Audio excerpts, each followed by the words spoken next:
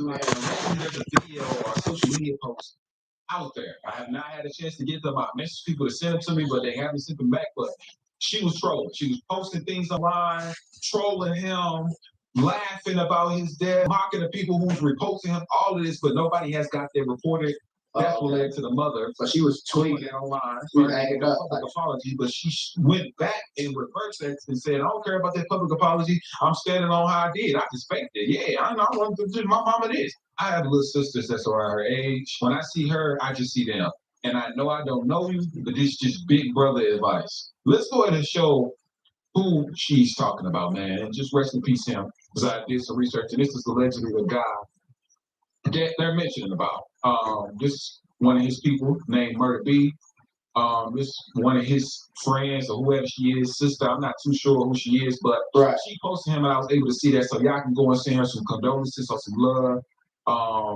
She could probably send me some clips of the things that she was being said, and I can try to post it or know the I want to see. But one Scotty P, I saw her up under the post, how she was tagged, and it looked like that this was him. That's him, okay. But this was his sister or cousin or somebody, if I'm not mistaken. So we can go ahead and watch these clips right now. Y'all can see it, then we're gonna end the video off here.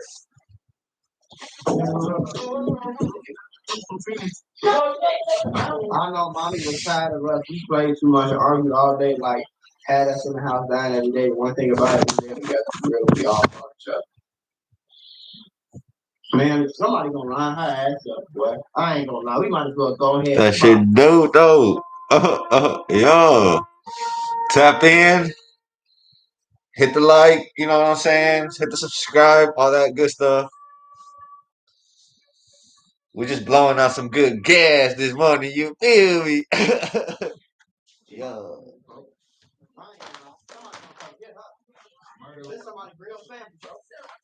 It sounds like you was in the street. But you keep coming down here like you really want that. I'm tired of you saying to me, so it's like, I'm tired of you saying that fuck. He did. Yeah, you right. He said the shit on shit. You're not going to touch the narrow that what's up? That's right, boy. That's a lot of love, boy. That's a lot of goddamn love, man. That's a lot of love. Lower release form. That's a lot of love. You ain't think about me.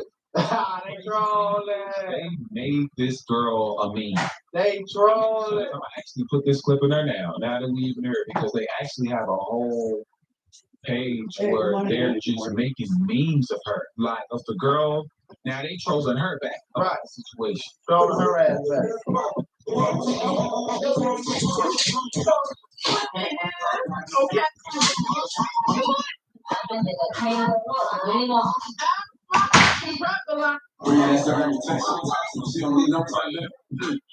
I want y'all to watch this shit right now, folks. And I want y'all to understand something in real life. This is for all the young niggas watching right now, gang.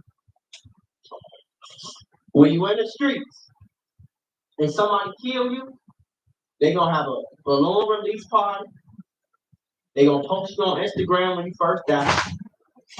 They gonna have a funeral. And then they gonna party. Then the girls gonna start shaking ass. There's more content for more people to post on the gram. They'll go right back to party, drinking, smoking, kicking it, like ain't nothing happening. Ain't nobody in their bed depressed. Ain't nobody in their bed stuck. Probably the mama, maybe. Whoever these people posting, they ain't stuff like that. They might be mentally, but they still partying, they still getting dressed, they hair still going on, they still. I just want y'all to know, like, folks, don't die over no block, gang. It's not working, folks. Ain't nothing special gonna happen when you die. You gonna just be gone. And they gonna feel sad for a little minute. They gonna party. In the morning, they gonna go back to school. They gonna go back to work. They gonna go back to their regular life. And at the end of the day, one person passing don't stop nothing. It's still bills need to be paid. The sun still gonna come up. The waves still gonna hit the beach. Like, ain't nothing gonna change just because you passed away, folks. So why you outside playing the streets like that, risking your life for some niggas who don't care about you like that? The guys definitely don't care. You think the guys gonna come? What's up, man? How's your day going? Where y'all from? Let me know. Tap in, tap in. You think the guys gonna try to solve your murder? You think the guys gonna come make sure your girl was good and your kids was good if you got them? You think hell no, boy, they gonna go right back to the streets. They might catch a body for you and that'll be it. This shit don't be working, so I'm telling y'all. Yeah, they definitely. Okay, man. Long live murder, man.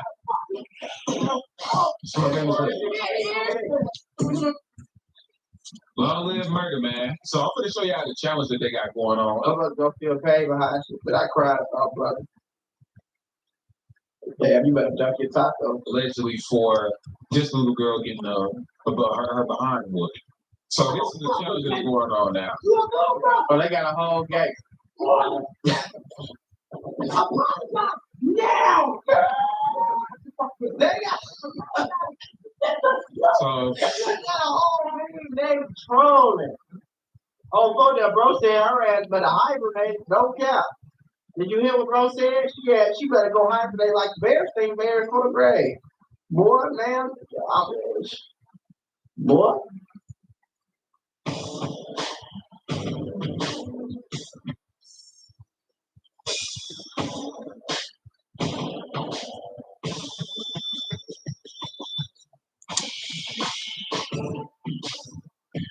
Happy Sunday, man. Happy Sunday. Welcome to church. We're going to be preaching today. No, we're not. No, we're not. We're going to be smoking some weed and talking some shit and playing some Pokemon. Let's do that. But if you woke up and ain't thank God yet, you fucking up. You fucking up. Stop fucking up and thank God for the day today, dumbass. Some of you ain't even brush your teeth today. 2 weeks after saying almost 2 weeks ago, Chicago. If you woke up and went on YouTube before brushing your teeth today, He describes it. I don't think it's a coincidence.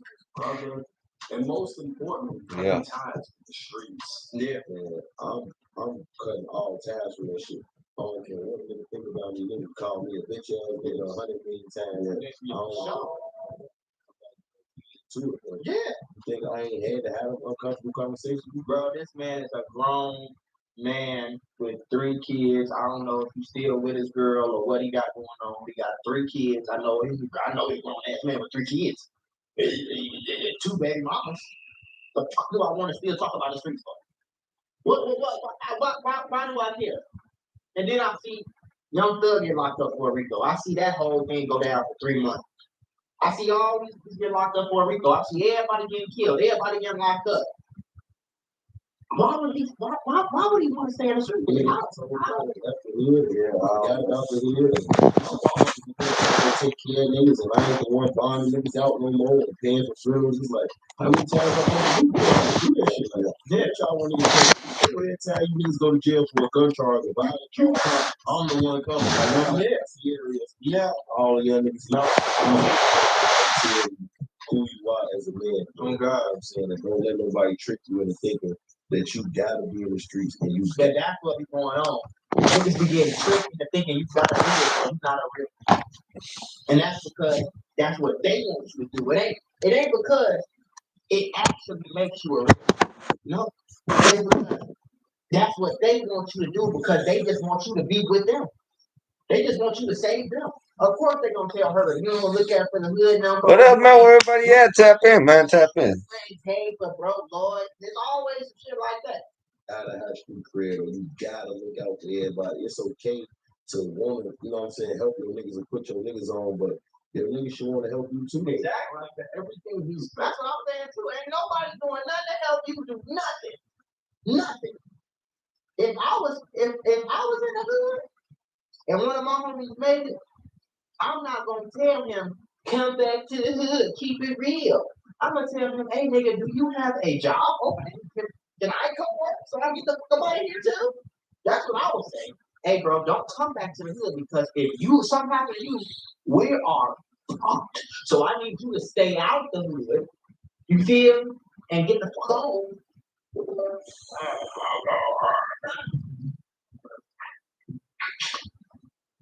and get the phone. So you think he'd be met with applause? right, G Herbo grew up in one of America's deadliest cities and in the the worst worst neighborhood, neighborhood. Chicago's deadliest gangs, NLMB. NLMB would have a long list of killers and be rumored to have been responsible for some of the most brutal killings in Chicago. You know that. They also have a long list of killers who've been killed along the way. To show. Rising from the trenches into rap stardom, G Herbo was rich. Should make my nose itchy. And at this point in his life, he's only weeks away from turning 30. The wisest thing His birthday the day before mine. is to denounce the streets and anything that ties him to a life he no longer lives. Oh God. But not everyone thinks the same. I know that dude look at it. Instagram bash. Look what he got on. Like, bro, why do you think what you say matters in my life? Do you? This bro.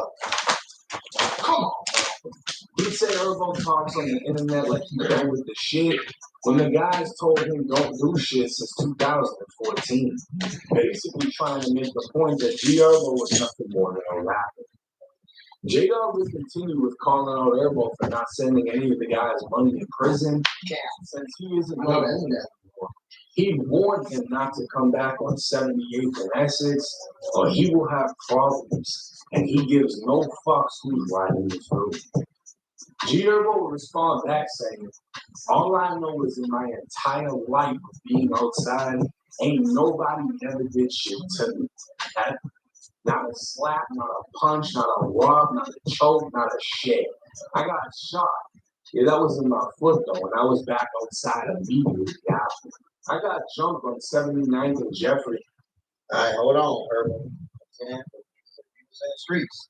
See, this is the shit I'm talking about. I want to put y'all on to some of the easiest money you'll ever make in your life. Freecash.com is a website that allows you to literally get paid hundreds of dollars just to We play just watching the some All you need is an email, YouTube just and bullshitting. follow the directions on each of the campaigns. This Sunday. Show was going through. Finished project yesterday. And he gives no fucks who's riding. Thinking about going into work today if I want to. I'm feeling pretty lazy though. I'm not gonna lie to you. I'm pretty tired. Outside, We might keep it slow and steady today. Hold on now. Not a punch, not a rub, not a choke, not a shit. I got shot. Yeah, that was in my foot though, and I was back outside immediately after. I got jumped on 79th and Jeffrey on the bus stop when I was like 16 and had 0 scratches on me. Not a black eye, busted lip, not shit. And on all 3 of my kids, it was at least 6 of them. I never played. So hold on, Swerve. You know what I'm saying? Nigga, you was in the streets. You was getting shot at. So they was trying to do something. They just was missing. Hold on, man. I'm with you when you're right. But who cares about it? People try to rewrite it every day. G Herbo will continue with a screenshot of him slam dunking J-Dog on the fucking floor. Back in the day, saying, all that playing like you crazy little been crazy. Telling me I can't come on my block I was just on after you walked up and shook my hand is insane. All right. Now G Herbo is pointing out the contradiction of what J-Dog was saying. J-Dog went live on August 21st, even tagging G Herbo as he stood by on the block while Herbo shot the video for the song Breathe. Herbo was literally just on the same block J-Dog was claiming he now couldn't go, but not it. But you see, this is what I want y'all to understand too. I want y'all to do your homework and I want y'all to take notes so y'all can pass this test. Okay? I want y'all to see how he was outside, he was with Herb. Even though Herb ain't nothing but a rapper, and Herb ain't never did nothing. Herb ain't a street, but you outside on the block with him, support him, push him, whatever you talking about. So either you cap, or you already used to cap. Do your homework. Either you capping right now, or you was capping in this video. Because either you capping and saying that he wasn't a street nigga, which don't matter, but you saying that he ain't did nothing for nobody. So why you accepting him on your block? Why? Since you such a big dog, big gangster gorilla silverback, Why you accepting him on your block, open arms? Why is he here? Why you recording? Why you gotta make sure that you show her with you? Because you want some cool points though, right? But then when he say he ain't in the streets no more. When he say that, oh now he ain't never did this, never did that, never did this, one never this, one never that. But you want saying none of that shit when he was in his face. He was just in his face. He was just in his face, riding whatever way you could get on. But stop that, bro. On the same block, J-Dog was Or that means you supporting a nigga who was never in the streets. You pushing, you standing behind somebody, you letting somebody come to your block who was never in the streets, apparently. That's what you said. So either way, you can't. I mean, now I couldn't know, but not everyone. J-Dog. Big Dog 079 would take the Instagram setting shit straight, saying, blood can go wherever the fuck. Damn, let a motherfucker play and go against this. Y'all ass will be talking to God about it. 7 years and that's I don't even did shit behind the block to even think y'all can say anything. And I be on that bitch all the time. So when blood pull up with me, y'all ain't gonna do shit but dick rides. Get y'all ass hurt if y'all want. Damn. For those He told you. that don't know, Big Op's name holds so much weight and no limit. He changed his name for the sake of his career because his old name was attached to too many ghosts. Oh, okay, I see. I was gonna ask you who was Big Op, but I'm from Chicago. I've heard Pharaoh a lot of times. I heard Pharaoh a lot of times. A whole lot of times. But I ain't know all this about him though. But it makes sense because all these people was their main op. Pocketown, Lakeside, they main op. Packtown, Lakeside, they main op. Just a week after making this point, he dropped a new song titled Sunday, where he dropped $100,000 on a new chain and pendant.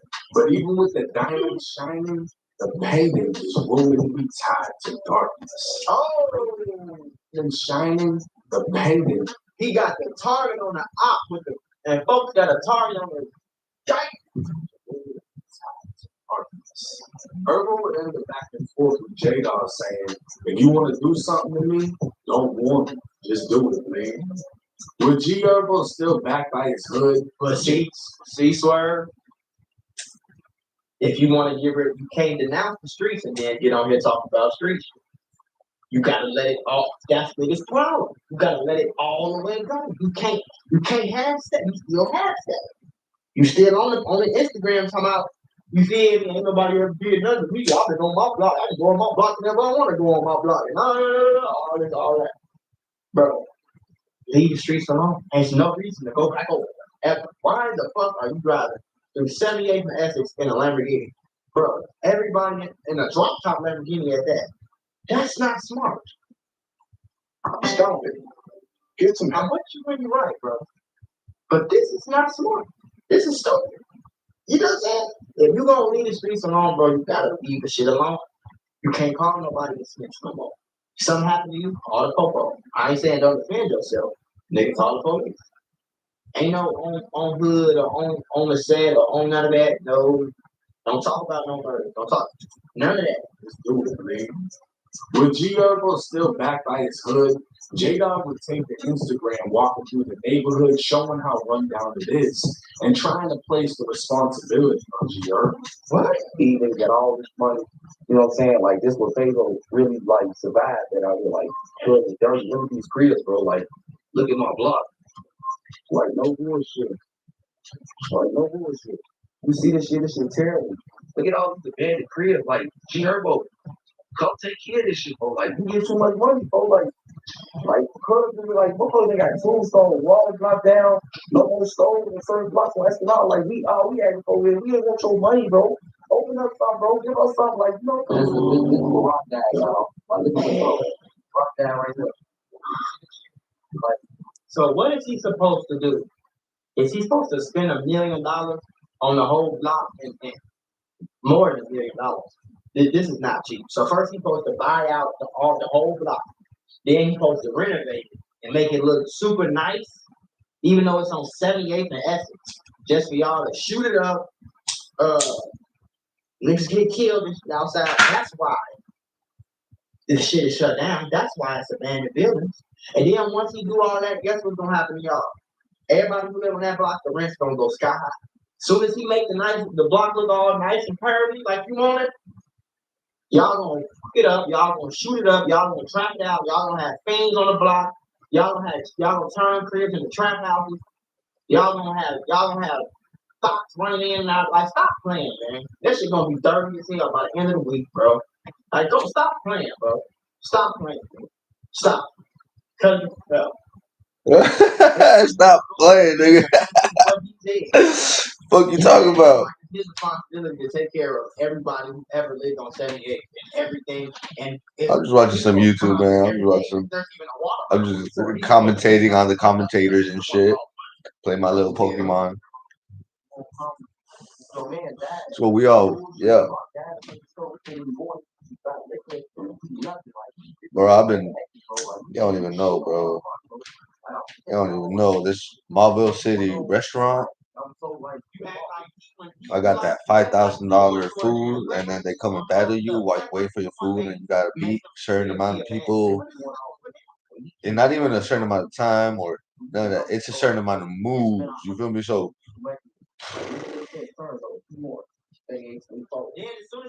shit hard, bro. This shit hard. I'm not even gonna lie to you. Y'all know this is getting into the whole exit. This where this shit like kind of like real style and be like this for real. This shit still look fucked up on us. It's terrible. Like, damn, clear. Like this shit fucked up. This way so I in the bad way that. See, I have Tourette syndrome, stupid. Between my Tourette's and my OCD, I'm not like every other bride. Have you guys ever had alpacas at a wedding? Leave it out loud. It returns Tuesday at 9. See it first on TLC.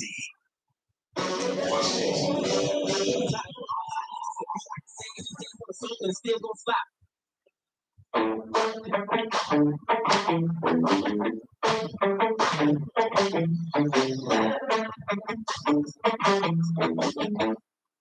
Ordena Race Games como todo un campeón. Tenemos tailgates de chicken fingers rebozados a mano, cocinados al momento de cane sauce, además de las jarras de té y limonada recién hechas. Racing Cane's Chicken Fingers. Walmart. Oh, wait. If you were detained at any San Bernardino juvenile detention facility, such as High Desert or Gilbert Street, This is the money. I'm just gonna call it. Former detainees I'm just gonna call it a day, folks. I'm just gonna call it a day. Staff allegedly failed to properly protect Oh, you whatever. from abuse, putting your safety at risk. And now a landmark lawsuit is forcing them to pay victims of sexual abuse and mistreatment. This isn't just talk. Under California law, over 600 former detainees have already filed lawsuits against state agencies. ABC News, Fox, CBS, and Associated Press are covering this because it's following the exact. See, J-Dog hadn't been around in a long time. There's a reason why. Back in 2016, 42-year-old Christopher Hibbler, aka Maniac Chris, was shot repeatedly in the chest and pronounced dead at the scene. Damn.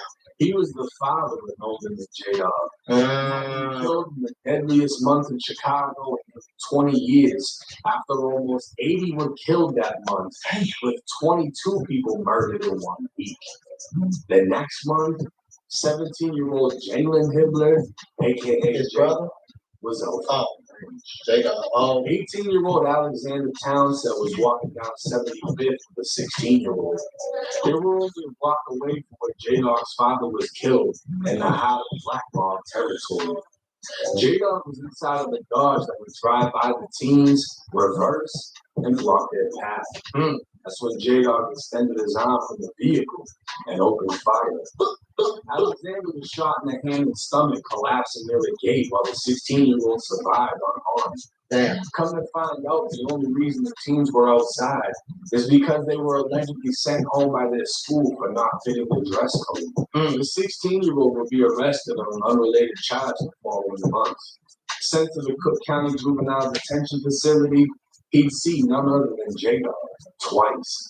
The first time, J-Dog would cover his mouth with one hand while putting 2 fingers against his temple to resemble a gun. The second time, he just stared. The 16-year-old would cooperate with police in identifying J-Dog as the shooter And he'd be arrested and charged as an adult. The So phone J-Dog young.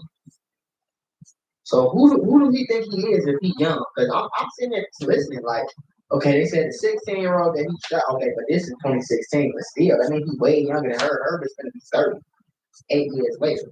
So he's 20. He probably got like 6, 7, 8 years there. He a creative player. Yeah, well, inside of Cook County, That's untrue. on a big child using a microwave to set fire to their uniforms. Yeah, bro's a creative player. The 8 That's the men problem. in jail for murder, and 2 officers would be injured from the fire. It's unknown how much time J-Dog was sentenced to, but it's believed to be around 10 years. He served 9 until his release this year. So he just got out.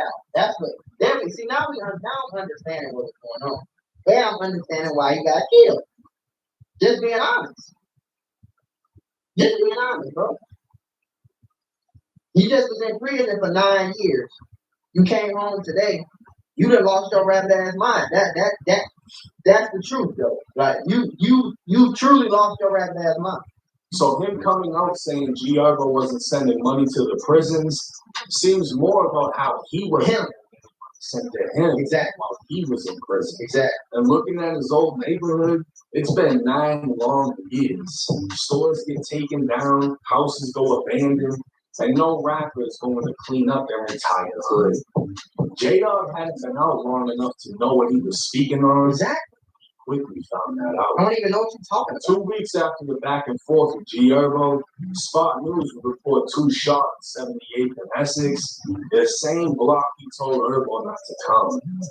A 19-year-old was hit in the chest, while 27-year-old J-Dog was hit 6 times in the back. Both men were listed as critical. A chest seal was applied to the 19-year-old, and 2 guns were recovered from both victims. 19 shell cases were left at the scene, along with a rifle and live rounds. A short time later, it would be confirmed J-Dog was dead. And this is the exact reason Giargo was smart enough to distance himself from the hood. Going back to shoot a video and showing love to the women and kids in the video, it would turn to greed and envy as J-Dog was mad he was still stuck in the hood. Right. While Herbo was prospering. That's what it was. Wanting him not to come back, he didn't even realize he painted a target on his own back. As the family of the team he killed hadn't forgot about him. Exactly. Now he was caught. The family, the homies, the nigga, everybody, the block, the hood that bro was from, like, ain't nobody forget about that shit, bro. You can't do that, bro. What the hell? So you kill somebody and then you come home and you walking around like it's chicken ass, bro, and you got the nerve to get on here and talk about a nigga. So he was 27, so he a little younger than her. Not as much as I thought, but he like 3 years younger than her. And you thought you was gonna come back here and tell motherfucker who could come back on your block, a block that you ain't been on in 10 years? It's a whole new hood over there, man. What are you talking about? By his own hood. It's clear Giargo is not only leveled up and out of the trenches, everyone around him is leveling up, including Big R, who was quick to take the Giargo's defense. Chief Keef can even be seen in Big R's video. To be honest, he's the best example to follow when it comes to leaving Chicago, Okay. leaving those streets behind. Okay. Now I swear, Chicago was like home to say the wrong shit and get killed. Get killed the next day. No cap.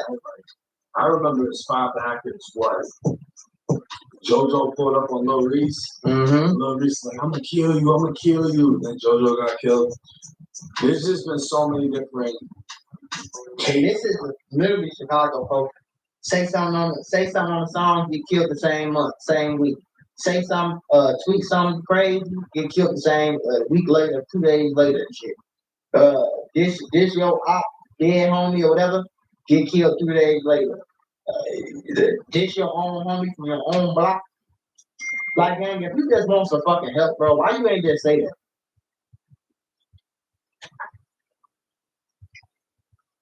You feel me? Why you all you had to do was say that. Hey, bro, I just got out of prison, bro. I don't want no money, but could you just point me in the right direction of what you think I could do, because I don't even know what's going on out here no more. That's all I'm gonna have to say. Out of Chicago, where people say the wrong shit and media gossip. That's the importance of what Gianco is doing. Having the balls to go on a podcast and say, I'm stepping away from all that shit. I'm not doing lawyer money, ball money while y'all are crashing out. It's tying me into shit I have nothing to do with. I'm successful. I got a girl. I got kids. I respect it. When I saw the video, I shared it on my Instagram. It's people doing small things like that that can turn into a snowball effect, right? Exactly. You got all these kids that look up to him.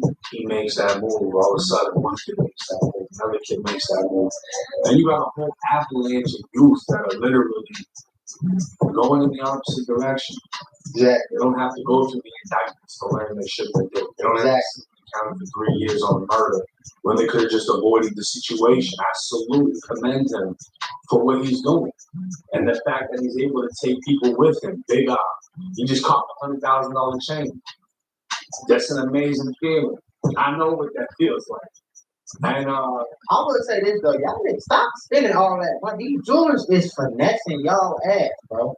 Stop spending all of that damn game. And you know, you can do what you want to do. But I'm just giving advice to a lot of motherfuckers that care to listen. Stop going, bro. Nigga, bro. Do I got some jewelry that costs 100 racks? Yeah, I got a watch that costs 100 racks. When I bought it, it was 98,000. After taxes, it was 92,000, some shit like that. After taxes, I spent like $100,700 or something like that. Right? That same watch is worth like 120 some thousand. If you go in that jewelry store and you spend 100,000 on a diamond chain, and that watch is plain Jane. It's a plain Jane rose gold Royal Oak AP. Okay? Big boy, with a chocolate face on it. Do your homework. When you go in there and you spend all that money on this diamonds and this gold, the actual gold that you got is probably worth about 10, 15, 20,000. The diamonds that you have really ain't worth much of shit because diamonds lose their value easily. But the diamonds might give you an extra 10, maybe 20,000. So you just spent $100,000 on some shit that as soon as you put it on your neck, it was worth 40,000. And you got a custom piece too. It wasn't like you got a Cuban chain on. You could have spent that same $100,000 on a stock, and you could have made $5,000 off that 100,000 today, nigga. Today. Y'all gotta stop doing that shit, bro. I don't think that's a smart thing to do. it's sad that I'm here cheap as hell. Any chain I got on, cheap as hell. pull you back down. There's always going to be people trying to reel you back in because once you reach that level of success, they can no longer relate to you. Y'all came from the same block, y'all grew up the same way, but once you've reached that success, that's a level they haven't hit and most likely never will. They can't relate to you anymore. It turns to envy, it turns to hate. The smartest move he did was doing what he did. Correct. Because literally, look at how it's playing out. He doesn't have control over that. He doesn't have control over what happens. Exactly. The last thing he needs is to be tied into it. So much respect to him. Drop y'all's thoughts in the comment section. Let me know what y'all think. But hey, it's 10 years. Yeah. Like I said, denouncing the streets is good, you know. But me personally, do I still got some little slang words that I might say from when I was outside and shit like that? Yeah, I got some slang words, you know. But I ain't like anything to do with the hood, bro. I took that shit out of my mind and I threw it away. The most hood thing I do is say on phone and grade. And that's just shit for Chicago. It ain't necessarily the hood. You know what I mean? Like I don't care about no snitching. I don't care about how many bodies nigga got. I don't care about none of that. Like I don't think like that no more. I never really did 100%, but all that shit was for show on now. You know what I'm saying? I used to think you had to stay in the streets too. I used to think you had to stand on the block or you wasn't a real nigga. I used to think you had to have a gun on your waist or you wasn't a real nigga. I used to think that, hey, if you never shot your gun, you in the hood, you a bitch. I used to think that. For a very short amount of period of time, I thought that shit too. I'll be 27 in about a week. And I can tell you, bro died when he was 27. I can tell you this, bro. I can tell you this. The lamest thing you could do is get killed under the age of 65. Nigga. For a block that you don't own.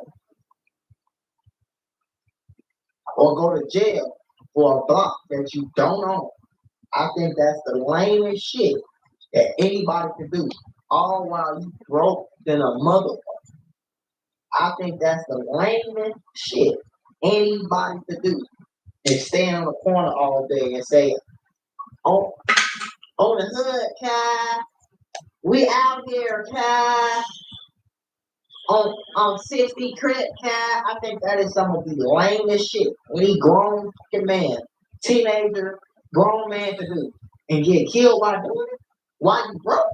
And you get killed and your last breath on earth is broke as hell. Your mama don't even got enough money to bury you.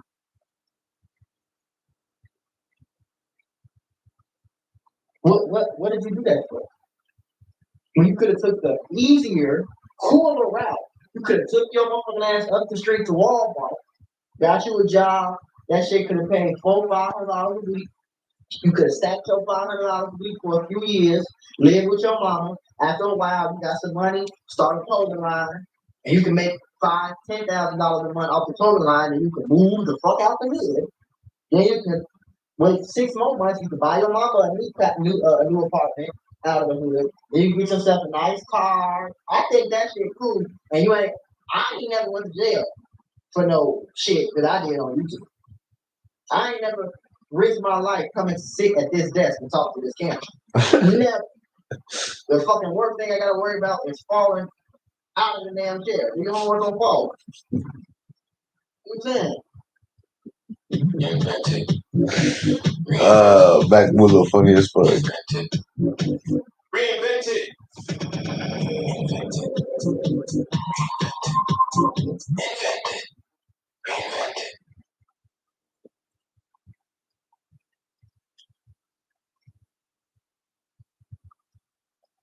With this murder. I'm starting to believe that David is gonna get away with this murder. Me too. Disclaimer. Okay. And I'm talking civilly and criminally. In terms of civil liabilities, we just learned that David is transferring all his properties into his mother's name. He just transferred 2 sets of homes into his mother's name.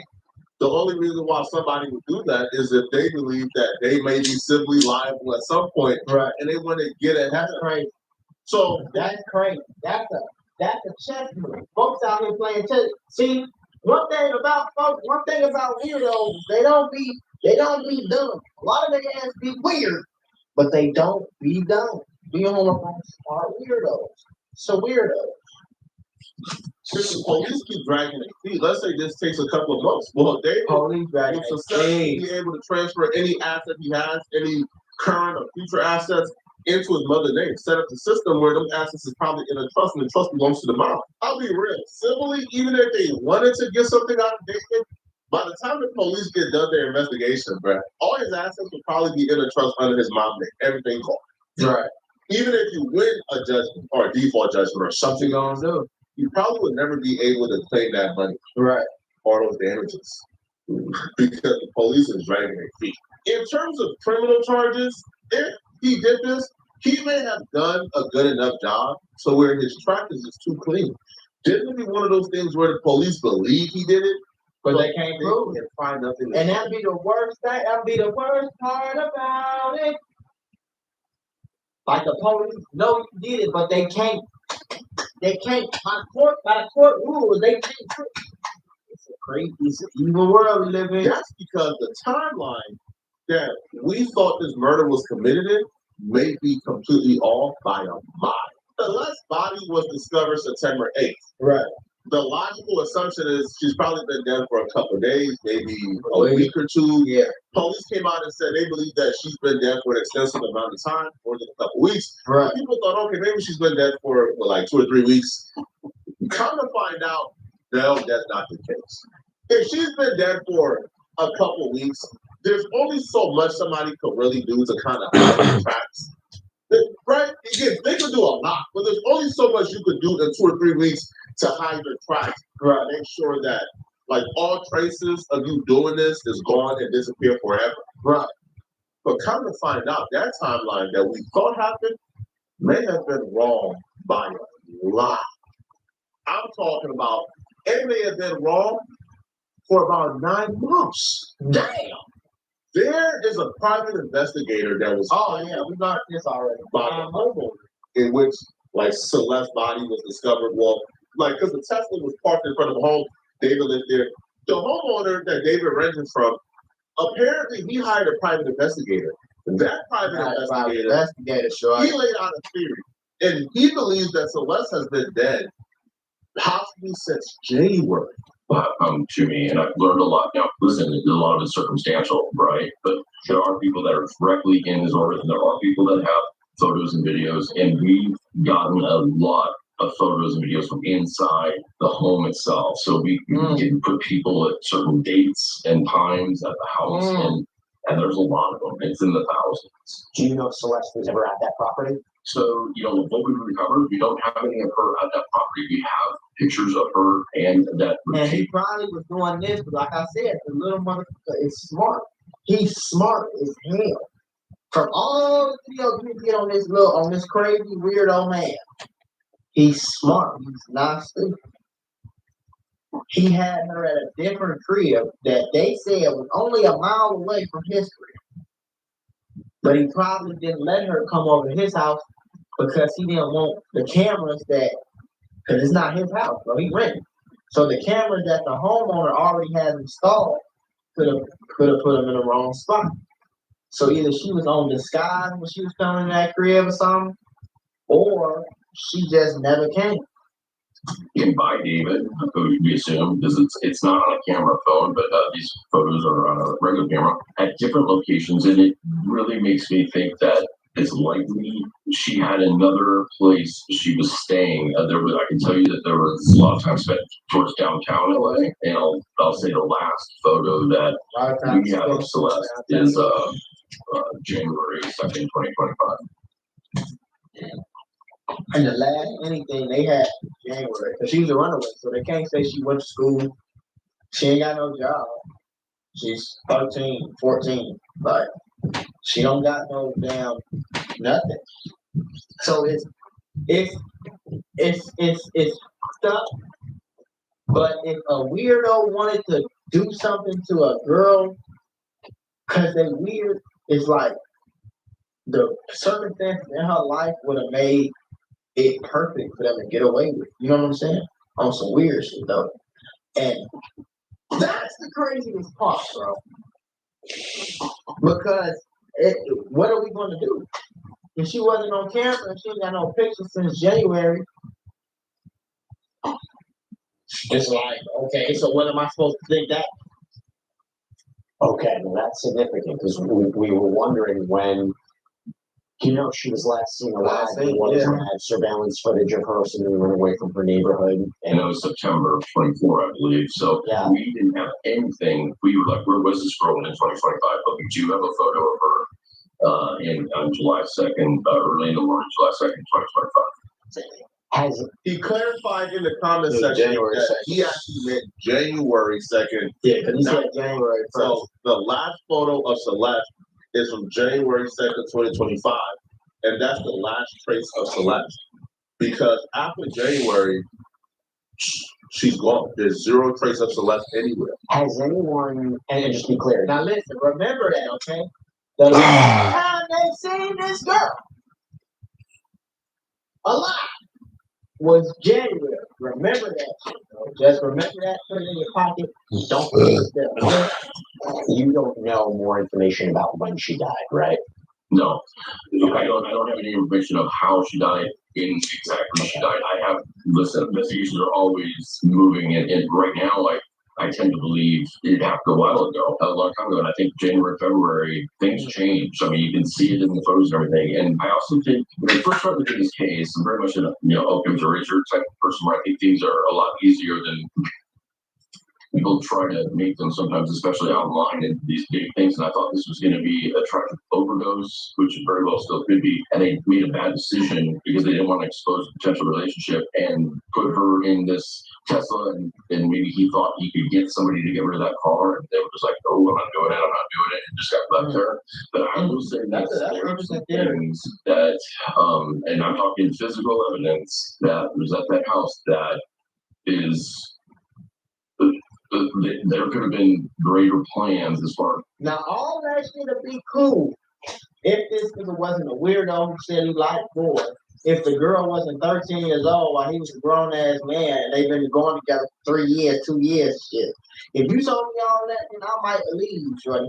But I am not going to believe that this overly weirdo of a man who was talking to this girl while she was 11, not 11, 11,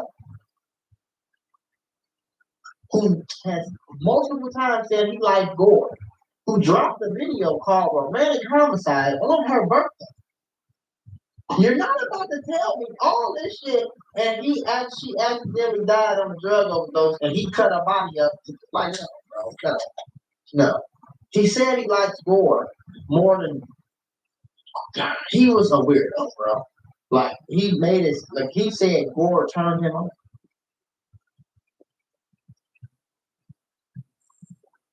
He sold shirts with blood on them. All right, stop. Getting rid of her, Stop. and it's scary, sadistic stuff, and that's why we're trying to learn more about that. I wish I could say more about her as I can't, but it doesn't have to do with how she died, but maybe how they were planning on ultimately getting rid of her, and how maybe that Tesla was just a holding spot of time, and things just their timing was just off as far as getting this done. But there's a few things that were just like will blow your mind. You give a regular person a month to hide a body, they'll probably do a good enough job to where the police will have a very difficult time figuring out what happened with this murder. If you give a regular person 2 months head start to hide a body, they'll probably get away with it. You give a multi-millionaire with every resource possible and an entourage of people willing to do whatever for him a year to hide a body and get rid of any trace he may have towards a murder, what you think is going to happen? What's currently happening right now? If he did do it, the police is lost, bro. They can't figure out what's going on. Okay. They have no traces, bro, at all. They don't even know how she was produced. That's because Celeste may have been dead since February. Right. The person who did it may have had a year head start to hide this. And if that person had millions of dollars, yeah, there is no trace because it's all gone. They had a year to strategically plan this out. And as he just said, he found some things in the house that hinted towards what the next plan was. The next plan was to erase all traces, including the body. Right. Erase every possible trace. They already erased all the other traces because the Tesla was supposed to have video. There's no video from that Tesla. It's all gone. It's all gone. How you even do? I thought you did a leak video. Apparently, though, there's more evidence towards Celeste may have been dead since February because apparently the vehicle registration for that Tesla, it expired in the beginning of the year. And that Tesla also had a Christmas tree air freshener in the car. Well, listen, man. Strategically, or like common sense will tell you, they probably stopped selling Christmas tree air fresheners back in the 70s. Nobody is keeping a Christmas tree air freshener for 9 months. Like, your air fresheners don't even work that long. So, the vehicle registration expired in the beginning of the year would tell you that it wasn't being used. Right. And why would somebody just stop using their brand new Tesla? So let me ask you this. And then he bought another one. That's what he said. He said he bought another one around that same time. That's why I remember I told y'all to keep that evidence, lock it down, put it in your pocket. Don't forget that it's there. I want you to take it out. Okay? I want you to look at it. They saying she could have been killed in January. The last picture of her alive was in January. His car registration over it. It's so many fucking coincidences. Since we've been talking about David, it's been a lot of coincidences. If you see when the car was parked there, have you seen anything to indicate that Celeste's body was transferred into that car after the car was parked there? Or, in other words, do you believe that her body was in that car the minute it was parked in the location it was ultimately towed from? So I'll say I have no evidence of a body being transferred before or after. There's no evidence of that at all. But I will say when it was moved to that position, it was already like that. So that car had not been used in a very long time. It was super dirty, caked on dirt. I'll tell you, this was in late July. So it was already good. We also got media that the car was used a lot. And David even spoke about it in Instagram videos. He took it to a detail shop and stuff like that. And then all of a sudden, the very beginning of the year, that car, something happens, and the car's doesn't show up anymore. It's not used. It seems to disappear. And then that red Tesla, which we didn't know until the search warrant was served, that there's a red Tesla in the garage, which I can tell you was at least on February 1st. The last time Celeste was seen was in January. February 1st, David leases a new Tesla, a red one. Crazy, right? Stopped driving the black Tesla that he was in love with. Right. Doesn't renew the registration for the black Tesla that was due in February. Don't drive it no more. Celeste hadn't been seen since January. The timeline of when Celeste disappeared lines up with the timeline of when the black Tesla stopped being used. You ever had one of them days where everything seems to go wrong? I mean, you're just trying to grab a cup of coffee. You're tangled in a pile of boxes because the shelf is broken. And just like that, I realized sometimes accidents at work are more than just funny stories. They can actually change everything. Trying to handle a workplace injury on your own, it's like trying to fix the broken shelf yourself. More chaos, more headaches, and it's no guarantee that you'll get what you deserve. You got paperwork, insurance calls, and someone always telling you to wait. It's enough to make you wish you had a secret weapon. But here's the thing, there's a team of people that fights for people just like you for over 35 years. Morgan & Morgan, America's largest injury law firm, has been winning cases when everybody else said it couldn't be done. In Florida, someone got $12 million after a work accident, even though the insurance was ready to offer just biggest facts. In Pennsylvania, a worker was awarded $26 million, which was 40 times the initial offer. These are not just numbers; they're real victories for real people. All thanks to the team that fights hard for justice. More than 1,000 attorneys across all 50 states, like a legal squad ready to jump into action. Yeah, they recovered over $25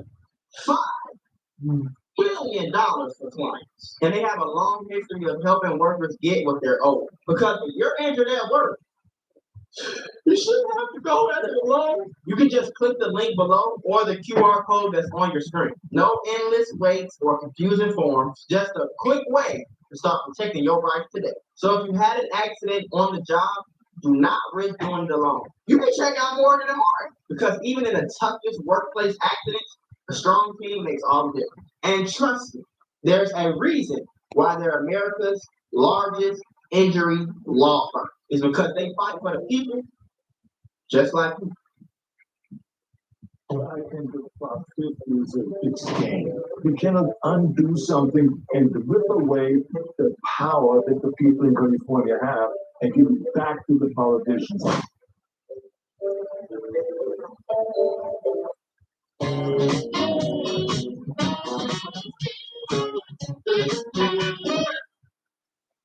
Inside each of us lies the life-saving power of plasma. Because when you donate plasma to BioLife, you're giving more than your time. You're giving someone with a rare or chronic health condition the chance at a better life. BioLife makes it easy for you to make a real difference. Such a selfless act, such an oversized impact. It's not every day you get the chance to change someone's life, but it could be when you visit BioLife to donate plasma.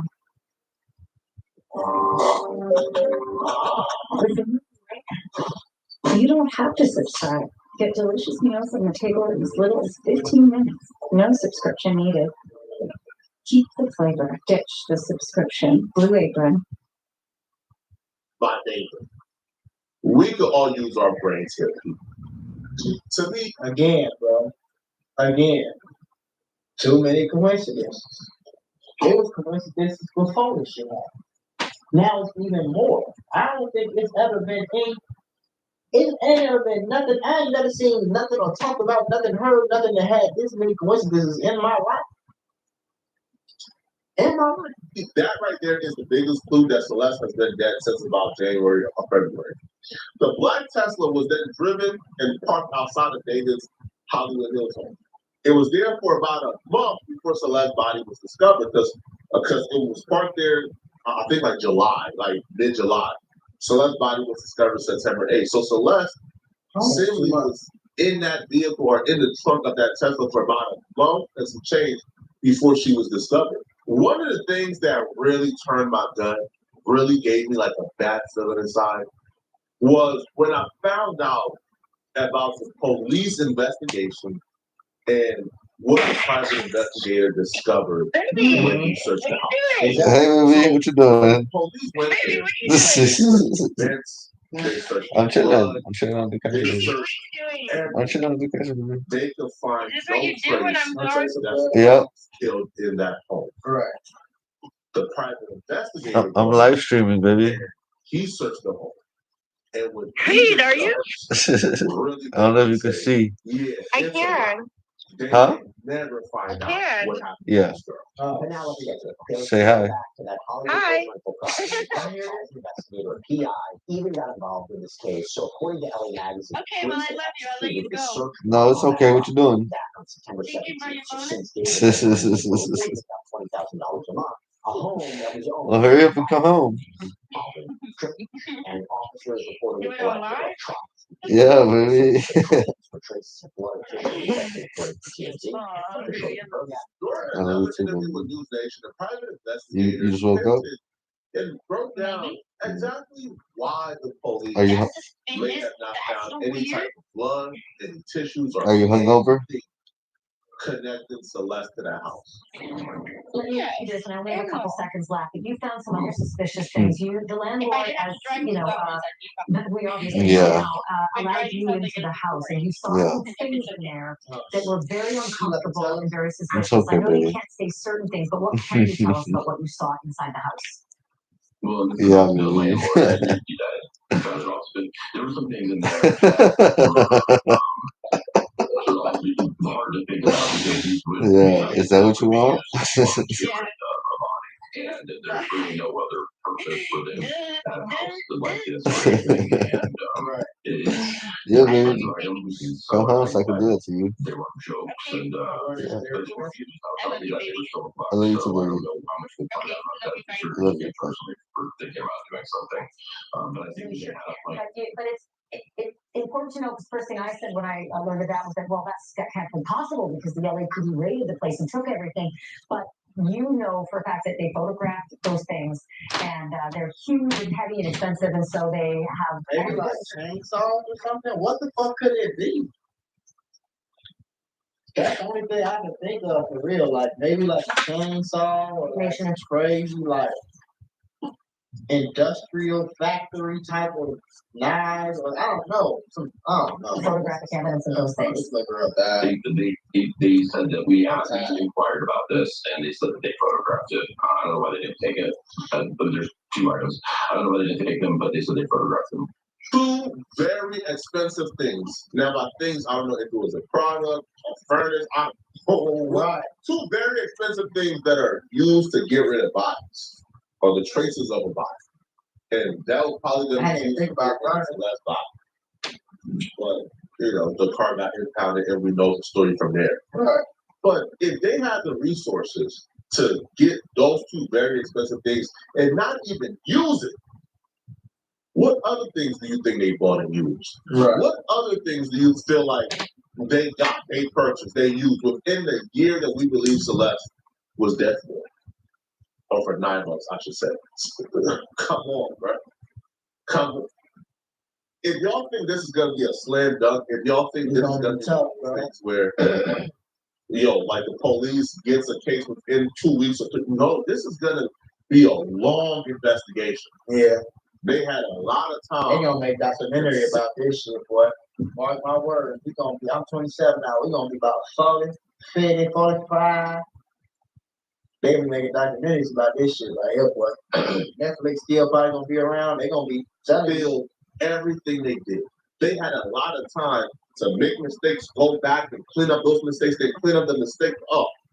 They had so much time. I can't even begin to put in words what somebody with $1 million and 9 months can do when it comes to concealing the fact that they murdered somebody.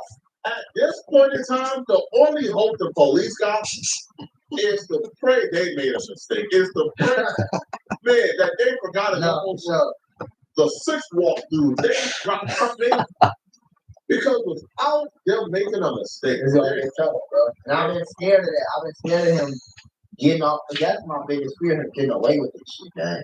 Because I don't know what only God really knows. Him and God really know what happened. You know what I'm saying? And Celeste, of course. But nigga, he knows something. Bro. He knows something. He knows something, bro. At least, man. And especially too when you got millions of dollars, you got an entourage of people willing to kill for you when it comes to that. You don't even gotta be involved at all. Right. Oh my God, man.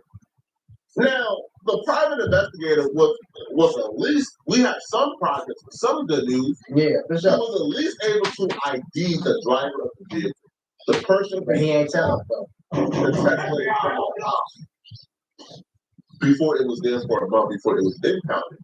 The private investigator was able to ID that person. And apparently that person was part of David's entourage because that person was seen on a tour bus before they left.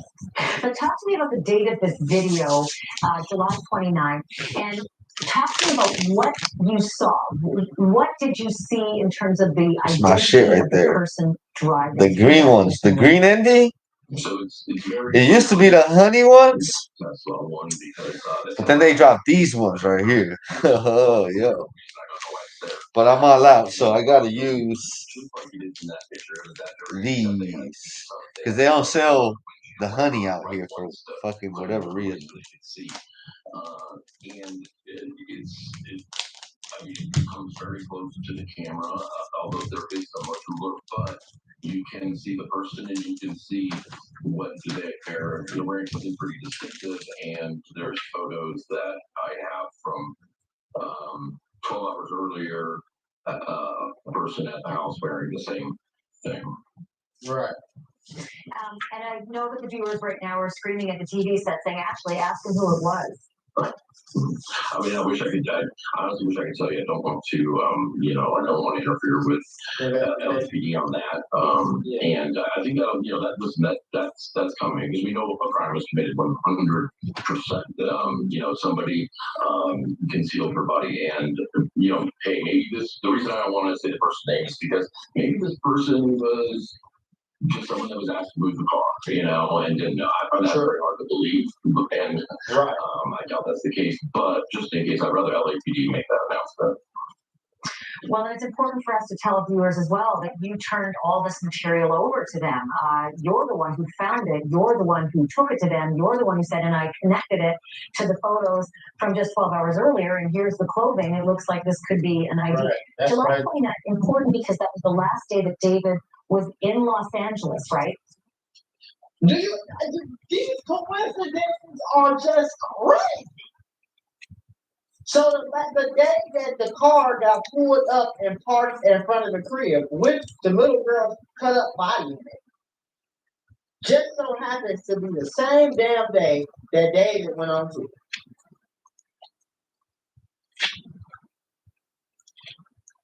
Just so happens. Come on, bro. Before he went off on his tour. So he was there in Los Angeles on that day that drive happened. Yeah, I've seen on his public social media, he had put a video out where Finna go get something to drink and be right back.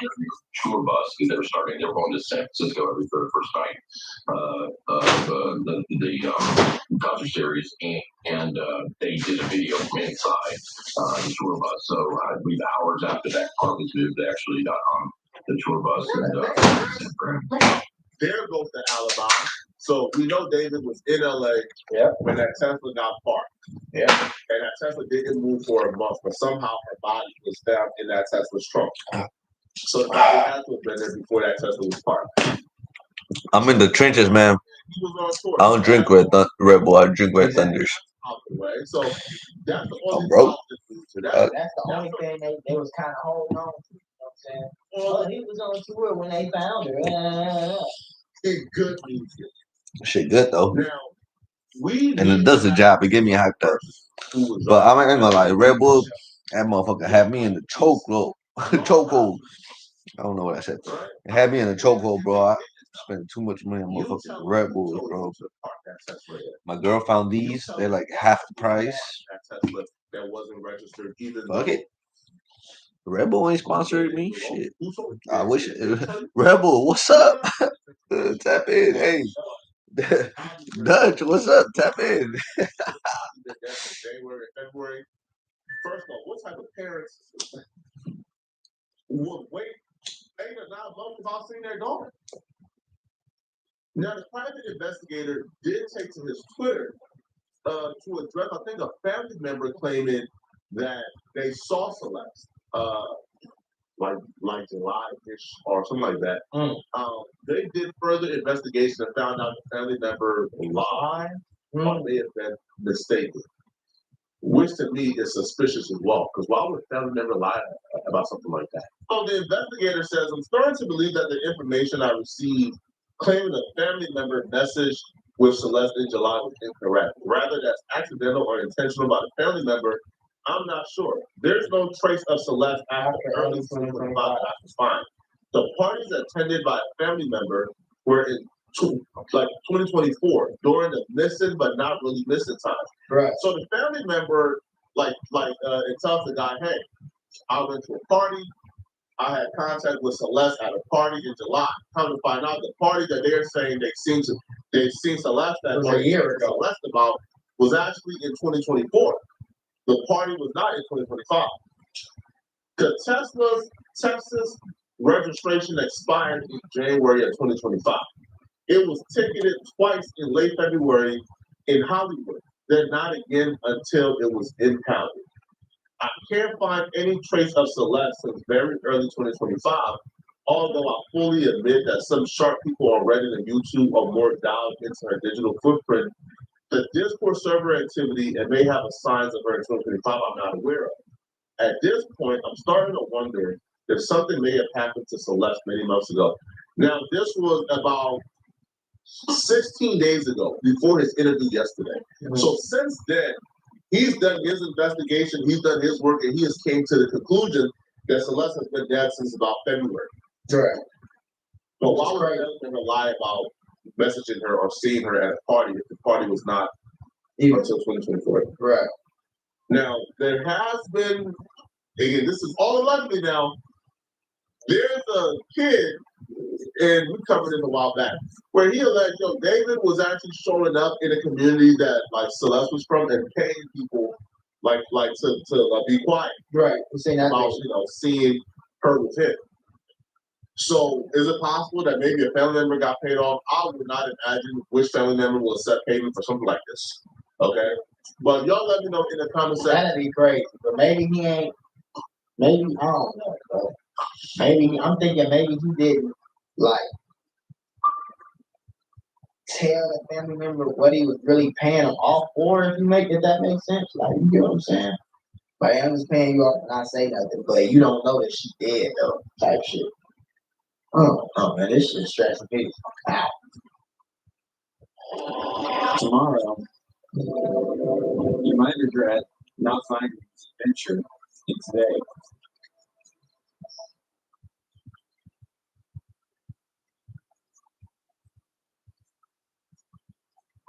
Boys, just come outside. How you doing? Is Martha here? She's probably at her boyfriend's house. 30 days ago, 53-year-old David Callahan killed his girlfriend, Martha, and buried her body in his own backyard.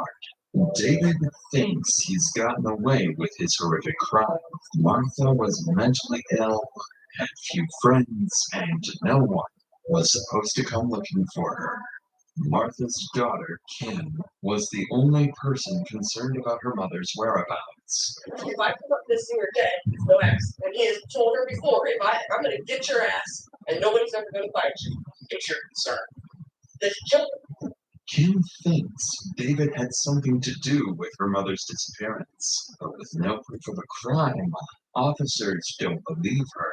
You've been surprised at all. She's lined up there. Never showed that. So that's like a horror movie. However, in the weeks that follow, Kim will do everything in her power to find Martha, force police to act, and lead them to one of the most gruesome discoveries of their lives. Like body part.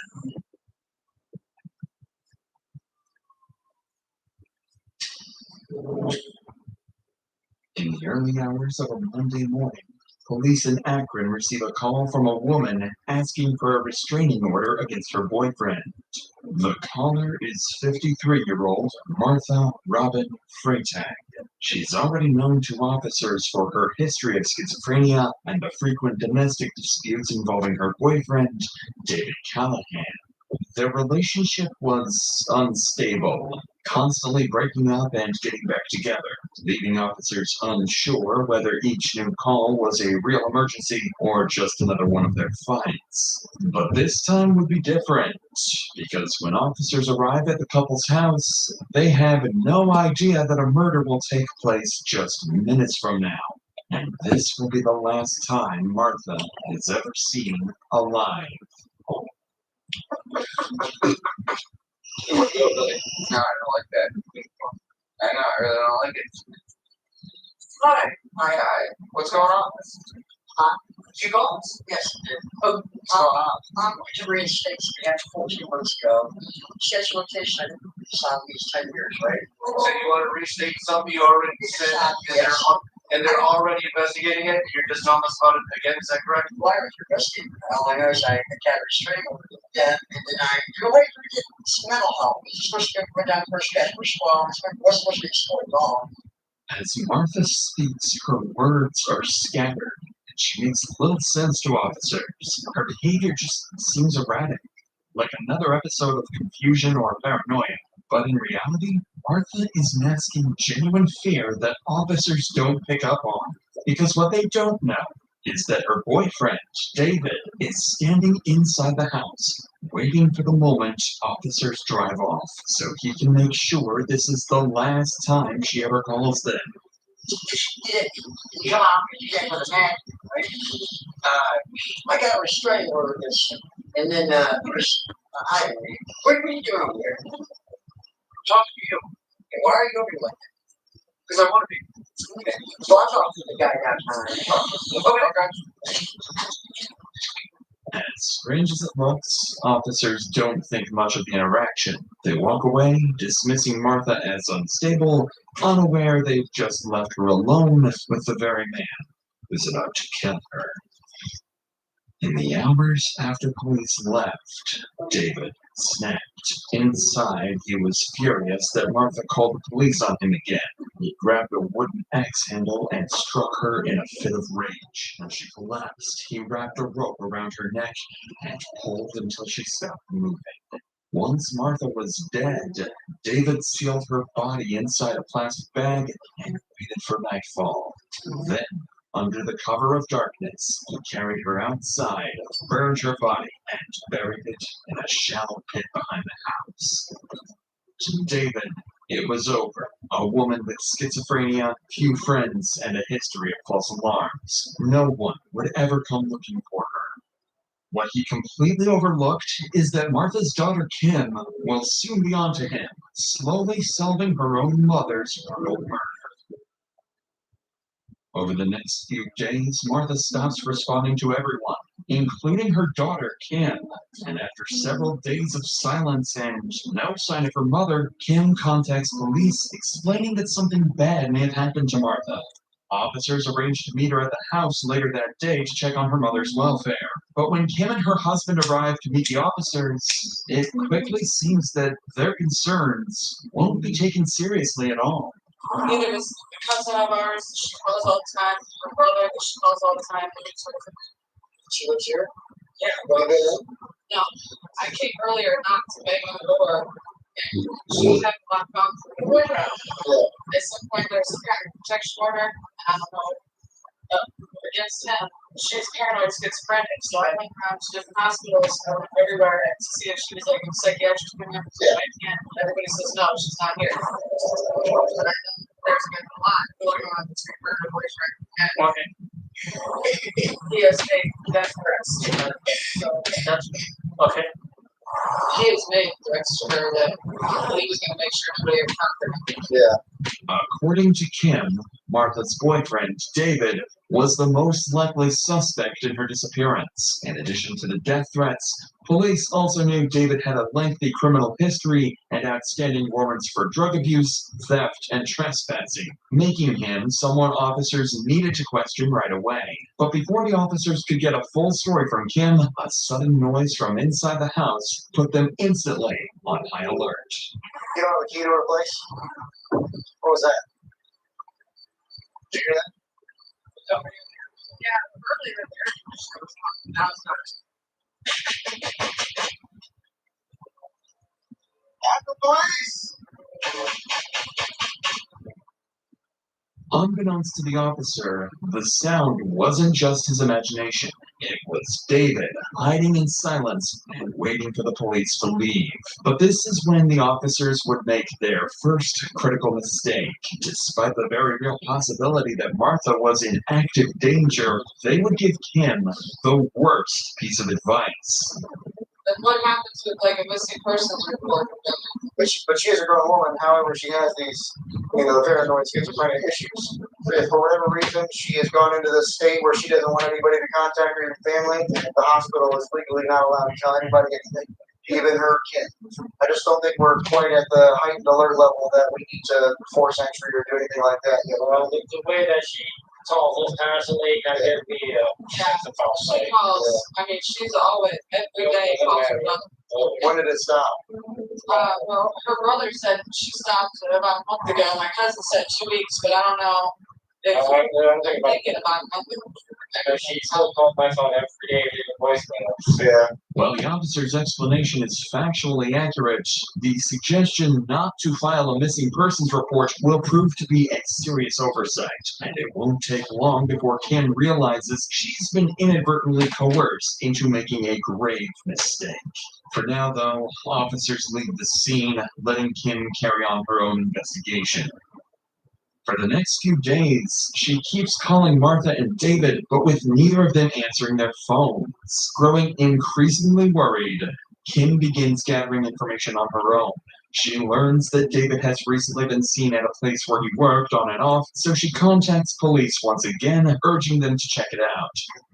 Following up on Kim's tip, a group of officers are dispatched to investigate, but they hear about David will finally start to give her suspicions some credibility. How you doing? Hi. You guys know David? I got that. Probably in his 50s. What's the girl's name? Callaghan or something? Oh, I think it's last count. Have you seen Martha or Robin? Martha or Robin? I don't even know those names. You know who those are? I don't You saw David moving up there. But she's. What do you think, like his 50s? Yeah. It's what about Dave? He's older. Yeah, probably. Is that hey, what is that exact there?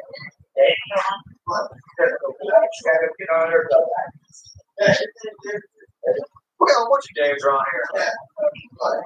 We could pull up a picture and see if you guys. Well, they were trying to find one. That's not that big. That's all they would stay here. Does he come around here? This guy? Yeah, he's been around. So, but he's not the one who lives here. Thanks. When was the last time you saw him? This week, last week?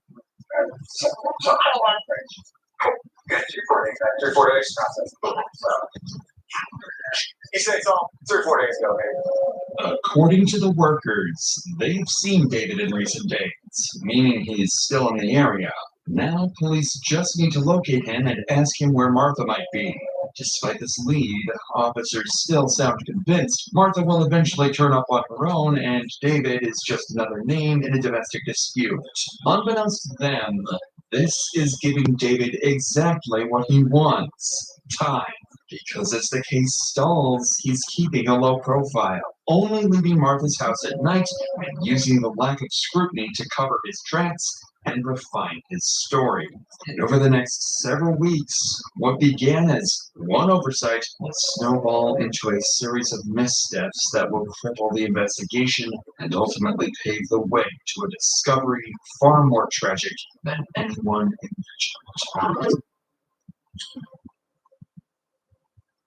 The following week, after repeated calls and pressure from Kim, police finally agreed to conduct another welfare check.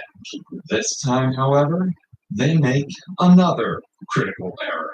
They send a new pair of officers unfamiliar with the full context of the case. This is where the mistake of not filing a missing persons report catches up with the police and causes David to slip off the hook again.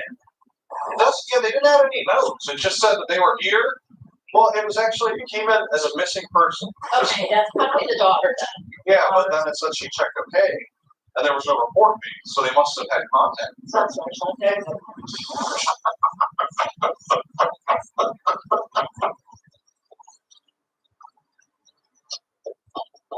If they came in as a missing person, they cleared it without a report number. That means they determined where she was at. Exactly. That's what I was. Yeah. After only a few unanswered knocks, officers decide to leave the scene, assuming that, since no missing person report was filed, someone must have already made contact with Martha. This is exactly why dissuading Kim from filing a report had been such a catastrophic blunder. So with no sign of Martha or David, and police convinced nothing is wrong, the investigation quietly stalls. Days pass with no progress, until eventually, the case goes cold. A week passes, and it seems Martha might never be found, as police have completely written off her disappearance. But then something strange starts to happen. Kim begins receiving response messages from her mother. The texts are brief and unsettling. I'm busy. I'm with my friends. I'm fine. It doesn't sound like her mother, and something about the way she's texting feels off to Kim.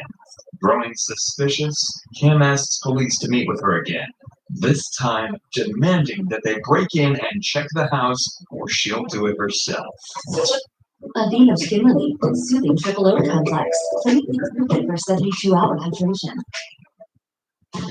This fall for the drama, fall for the comedy, fall for the scares, all for free.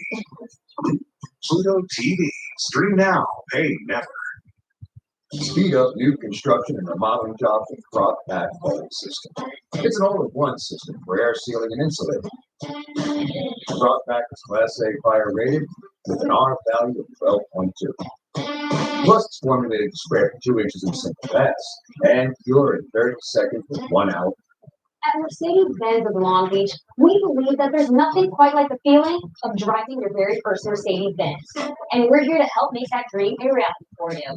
With exceptional vehicles at attainable prices, such as the C-Class sedan, the GLB SUV, and more, you'll enjoy all the benefits that come along with owning a Mercedes-Benz. Receive complimentary 3-year prepaid maintenance when you purchase or lease select new Mercedes-Benz CLA, GLA, GLB, and C-Class models. We're here to help. Visit Mercedes-Benz of Long Beach today. Let's take an official missing persons here. I've talked to so many officers, everybody she knows, her friends, family, none of them has seen her face or talked to her in over a month. So I was sending her messages from her mother's phone saying, "This is your daughter. I want to know where you're at." "Oh, I'm at the Kingdom Hall in Kent with friends." I said, "Okay, stay there. I'm coming right now." "Oh, I'm not there. You don't know where I am." "Well, you just said you were there. Where are you?" "Oh, I'm eating now." The way she types is completely different. She says she's angry at family. But the issue is we were pounding on the door earlier and no one answered. We didn't have enough to kick the door in and go look for her. She owns this property. If I need to break in here with you guys here, and if you think she'll press charges on me, that's fine. I want to know what happened. She's not going to press charges on me. That's not her problem. She has mental illness. Yes, she does, but she is. You know she's taking her meds. No, I don't know. But I do know that she does not do this kind of thing.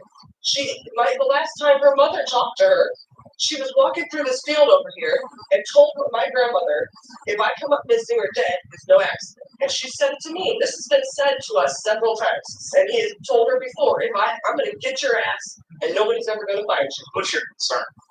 That you killed her.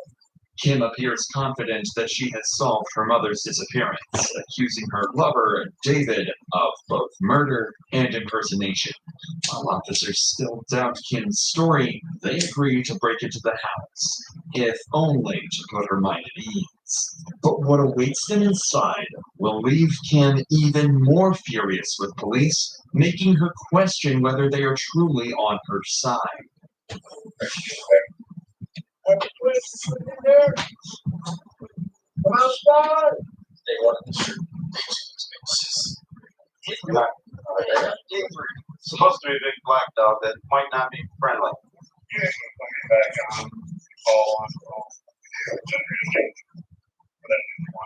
You should do it. You should start it. Please, put in here.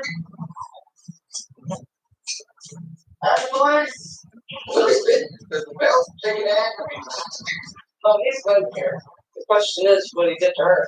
Not a single pair of her shoes anywhere out there. If I were you, I mean, I'm not telling you how to feel, but this will be a relief. You know, she's not here, but it doesn't look like there's any sign of distress or, all of her stuff's not thrown around. First sign of distress, really, is the fact that there's no Pepsi in that refrigerator. So that means she has my safe. No, she has not been here. I'm telling you, he is not.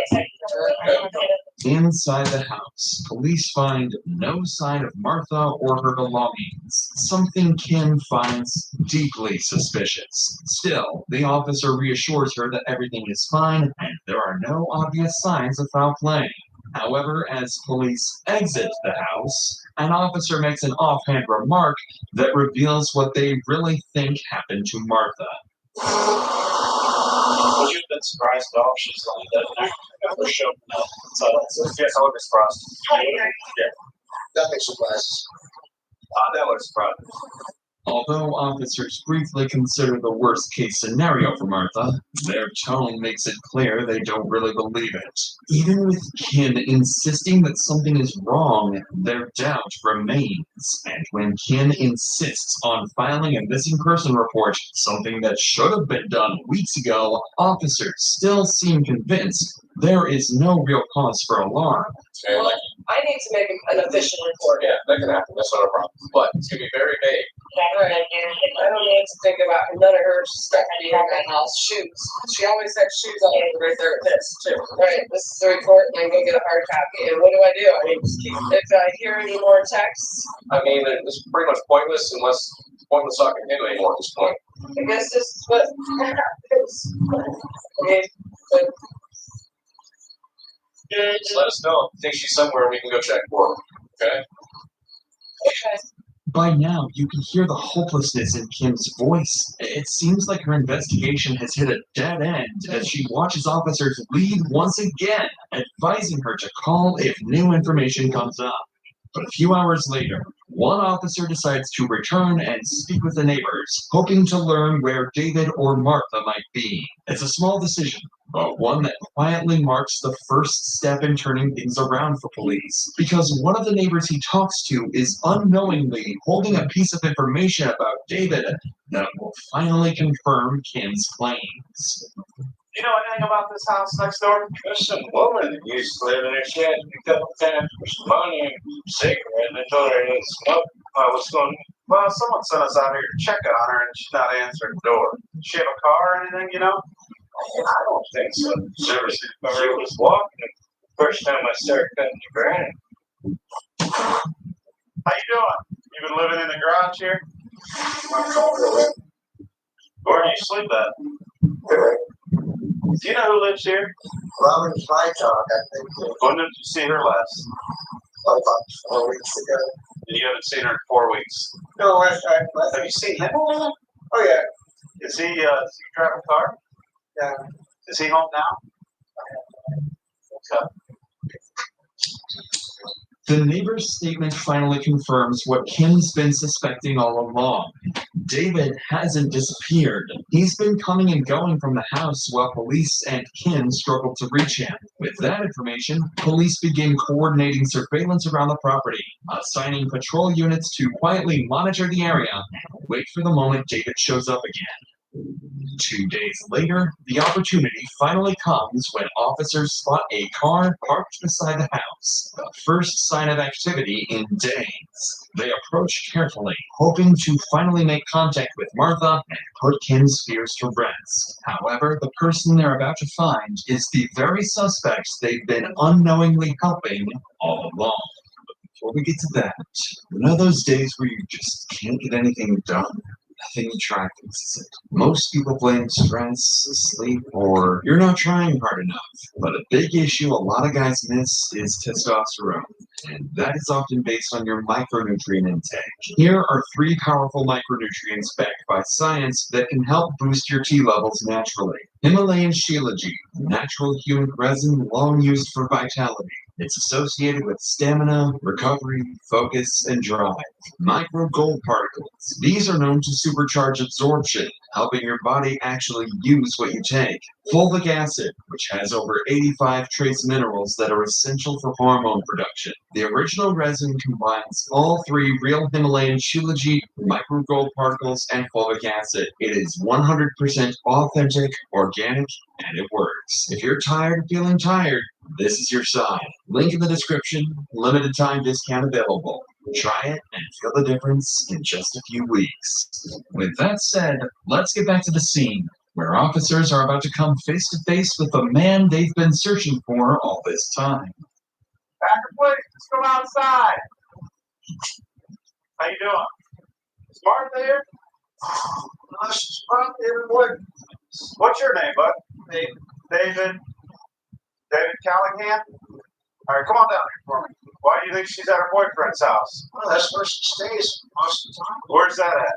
I don't know. Are you the only one here? Hi, Leonard. Yeah, she's here maybe a couple times a week. Actually been split up. She's schizophrenic. She's been on medication. I don't know how many times. This is David Callahan, the man Kim had been desperately trying to warn the police about. According to him, Martha was not at the house, but at her new boyfriend's. But now David is about to surprise the officers, explaining why they shouldn't necessarily take Martha's family's word at face value. Yes, I'll explain. Yeah. 604 computer. That's part of the reason we're out here, because no one in her family's talked to her since July.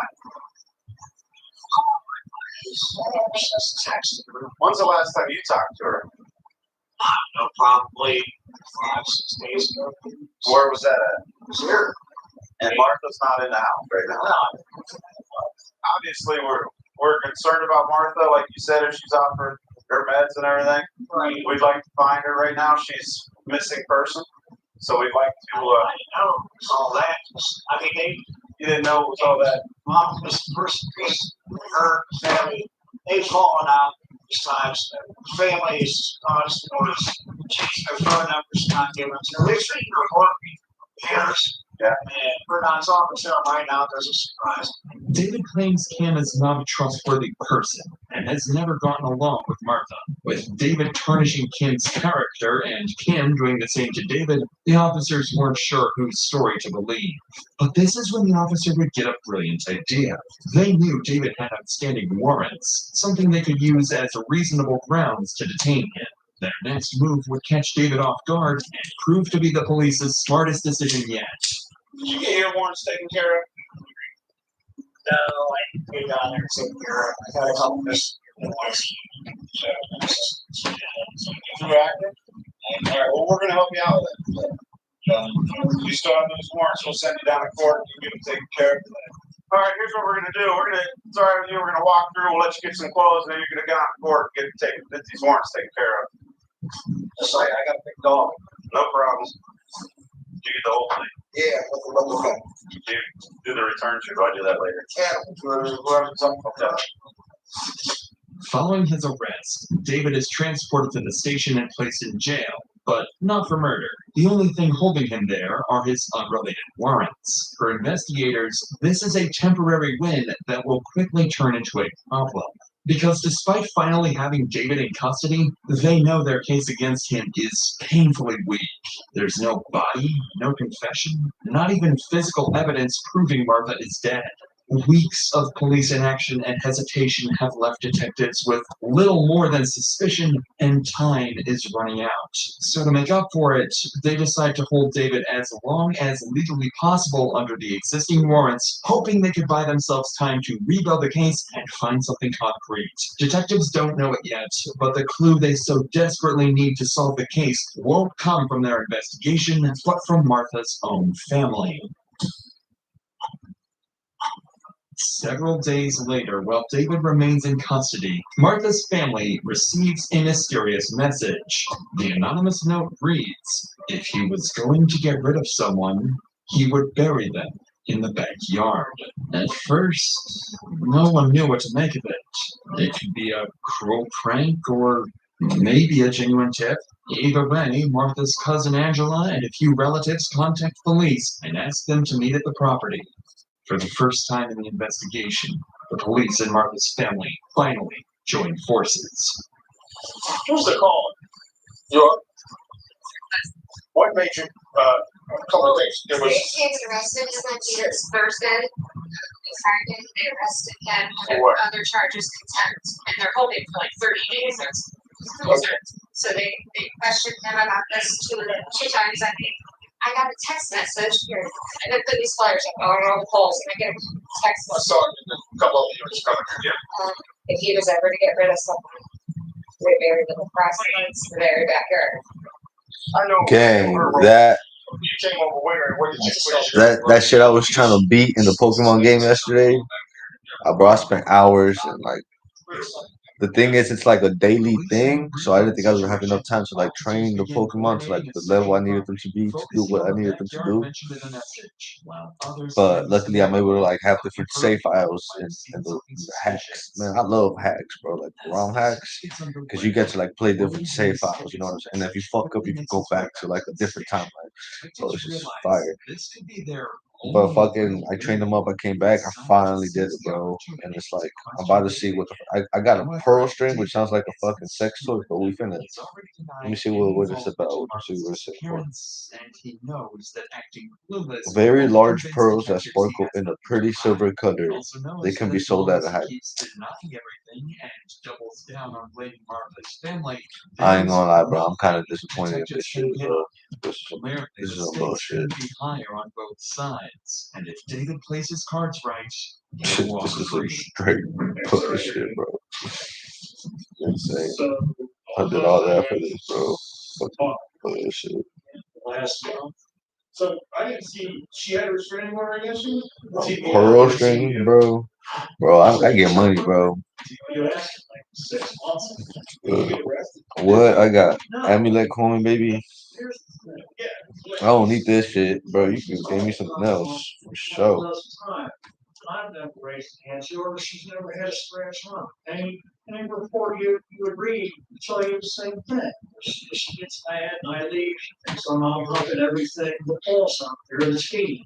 Let's see how much it's worth. I'm gonna sell it.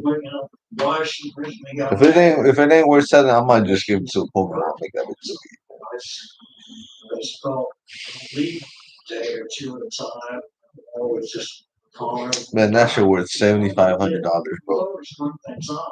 I understand why she's not that wrong. I really don't. I mean, we've had problems. What? Nigga. Nigga, no, you did not just make me do all that. No, you did not make me learn. You did not make me give Latias fucking thunder for that, bro. No, you did not. As expected, David sticks to his story, insisting Martha is with her new boyfriend in Florida, but David knows exactly what he's doing, and realizing detectives have little evidence to work with, he decides to take control of the conversation and tarnish Martha's character, paint her as unstable, and dismiss her disappearance as the result of her own mental state. Detectives can't push back without proof or a body, and every minute they let him talk, he builds a stronger defense for himself, one that might just help him walk free in court. I believe she's relapsed on, better smoke crack. Because I'm church at the house. I mean, tomorrow's her birthday. I tried 3 or 4 times. Bro, honestly, I feel like going back to a different safe state. Go back a little bit and just because I made Gardevoir forget some attack move, bro. That like it drains your. I made her learn some beam, some fairy move. I did some bullshit, bro. Just to get this fucking bro. I'm a little upset right now. Okay. I'm a little upset, bro. I'm not gonna lie to you. I don't know what to do. Should I keep going? Yeah, no, you're absolutely true. I sense they had some hard times now and then. It sounded like she communicated with her a lot through your Facebook message. You know what? I'm gonna just keep going because I wasn't even gonna use Gardevoir anyways. Yeah, we'll just keep pushing. Apartments.com helps me find a place I never want to leave. And neither do my friends. Search now on apartments.com.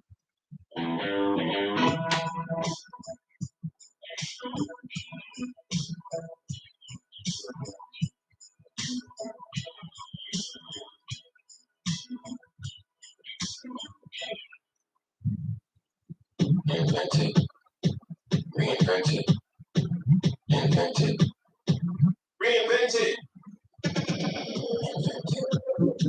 Reinvented.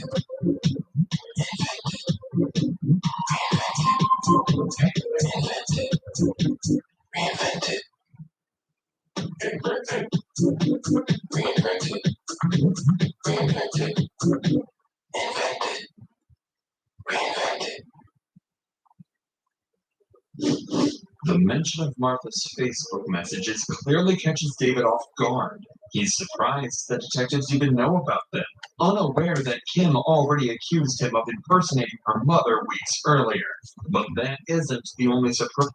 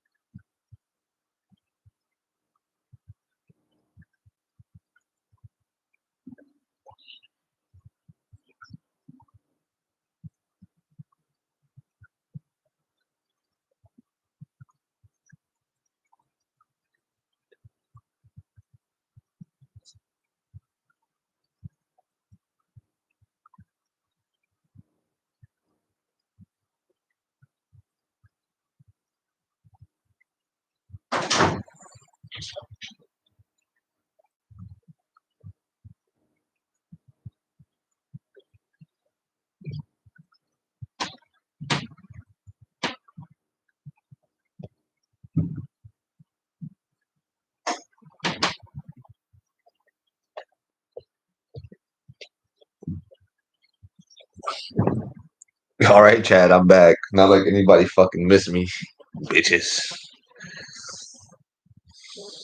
Yo. Prize waiting for him. Detectives have been holding something back. What? Evidence they saved for this exact moment. When David was first arrested, police recovered Martha's phone from inside the house, along with several of her security checks that he'd allegedly withdrawn. So with David already on edge, detectives decide to push their advantage and confront him with what they claim is hard evidence. It's a risky gamble. If they push too hard, David could demand a lawyer and shut down the interview entirely. But if the pressure works, he might finally slip, contradict himself, or even confess. Yeah, I mean, obviously her family's real worried about her, loves her a lot, and I can see that you love her a lot, right? Yeah, absolutely. I mean, well, Dave, I think there's some little piece missing here, but that's what I think you'd feel better if you just told us what it is. I mean, I don't know what to say. Well, I think there's a little bit more to the story than tonight. There's nothing else I can tell you. I told you everything I know. I don't think I told everything. Okay, well, I have. Don't you think you feel better to tell us the truth and let it go? You're not going to be able to celebrate a birthday. There's some pieces missing to your story, Dave. And as you know, that is your girlfriend, the love of your life, Robin's hand. That is September, where you paid the rent. So we keep up this farce that Robin is still around. Tell us the part about being on her phone, pretending that you're her. Oh, God. Tell us about that half the fun. Whatever I did. I don't know. No, I don't. You put it, we found it where you put it. Why don't you just tell us the truth with that? You'll feel better. You guys feel better. I don't have. You guys feel better. Needless to say, David is starting to visibly get worked up over the accusations. He's defensive, irritated, but still talking. Luckily for detectives, he doesn't seem close to shutting down or asking for a lawyer, but they can tell they've pushed the limit for now. If they press any harder, the interview could end before they get anything useful. So detectives decide to take a break, let David step outside for a smoke, hoping it will calm him down and make him more willing to cooperate when he returns. In the meantime, back at Martha's residence, officers continue coordinating the backyard search and canvassing the neighborhood for anyone who might have seen or heard something useful. That's when a familiar face approaches one of the officers, the same neighbor from days earlier who'd reported seeing David coming and going from the house. This time, he shares a chilling detail about the days following Martha's disappearance. Fire of some sort. Right. But I didn't even know she was missing until a few days ago. I mean, had you noticed any activity by anybody back there in the backyard? Just the guy who lived there. What was he doing? He really wanted his burning cans. I can smell it. Horrible stench. Trash. The woman here is the cousin of the woman who's missing. Okay. She's been missing for about 30 days. Somebody sent her a message saying, check the backyard for your cousin. You're kidding. According to David's neighbor, every night he could see flames rising from David's backyard, accompanied by a horrendous smell. Acting on this information, officers request firefighters, EMS, and forensic teams to assist at the scene, treating the backyard as a potential crime scene in case human remains are found. As the teams prepare to begin the search, no one could have expected they were only feet away from confirming the horrific nightmare Kim had feared all along. Pretty positive it's a body buried under their fire. They dug it up. You could see what looks like to be about a knee, elbow, touching. You can tell it's something we didn't really dig anymore. Gentlemen, tell me. Well, I'm suspicious. Seems like a body part, but we didn't want to dig it out anymore until you guys got here. Yeah. I think, all of us would want it dug out a little bit more before you guys say. Yeah, we'll just check. Was it dug out? You guys got here? That guy. What made him? Did he say what made him certain? Yeah, he gave the whole story to the other officer and us, but she got an anonymous text saying if this guy you guys arrested recently, that if you wanted to get rid of somebody who was buried back here by the fence. So she came back and saw this loose dirt, ash. They say Guy to come over and help. They say this gentleman is already arrested. That's what they're both of those two people are telling me. This is the wifey person. That they think it is. We have a little guy's suspect. Was this her husband? Did they say? I don't know if the husband won. Because I know she had a protection order against me. He was staying here. Yeah. He was staying. They've been on and off. I've been out here a couple times when she had a protection order, but it goes back and forth because then she invites you back over and stuff like that. So let me go talk to these guys real quick and then we'll let you know what. Yeah, let's go. Following their initial observations of what appear to be human remains, one of the officers steps away from the dig site to speak with the family. Because they arrived without a search warrant, they must explain what's been found so far and request formal consent to continue the excavation. At the same time, Martha's daughter Kim and her husband finally arrive at the scene anxious. It isn't what they think it is. Though officers avoid making any premature statements, Kim can already sense the truth. This will be the worst day of her life.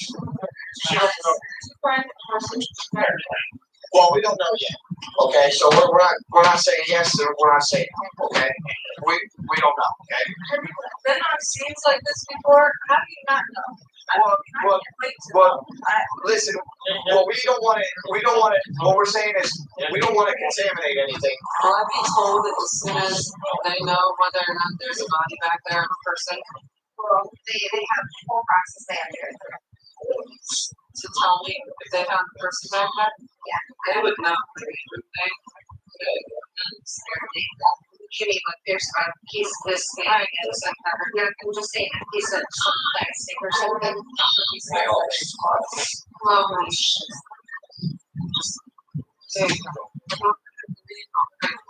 Let's give you, the confirmation. I'll do that. What? Tell if it's her. Not now. No. I don't even think they don't even have the person back there that's going to be digging it up yet. Might be a little bit better to talk to somebody like that. Okay. I don't want to talk to her. I don't think that I want to right now. This helps talk to strangers. I have to ask you. I'm not positive that you're the one I should ask, but I'm going to ask you since you say you're a power attorney. If you allow us to go back in the yard, check that out. Yes. Okay, I have to ask. Okay. So you're giving me consent and the officers, and we're going to have special examiners for hours as well. Okay. After receiving permission from the family, officers resume the excavation.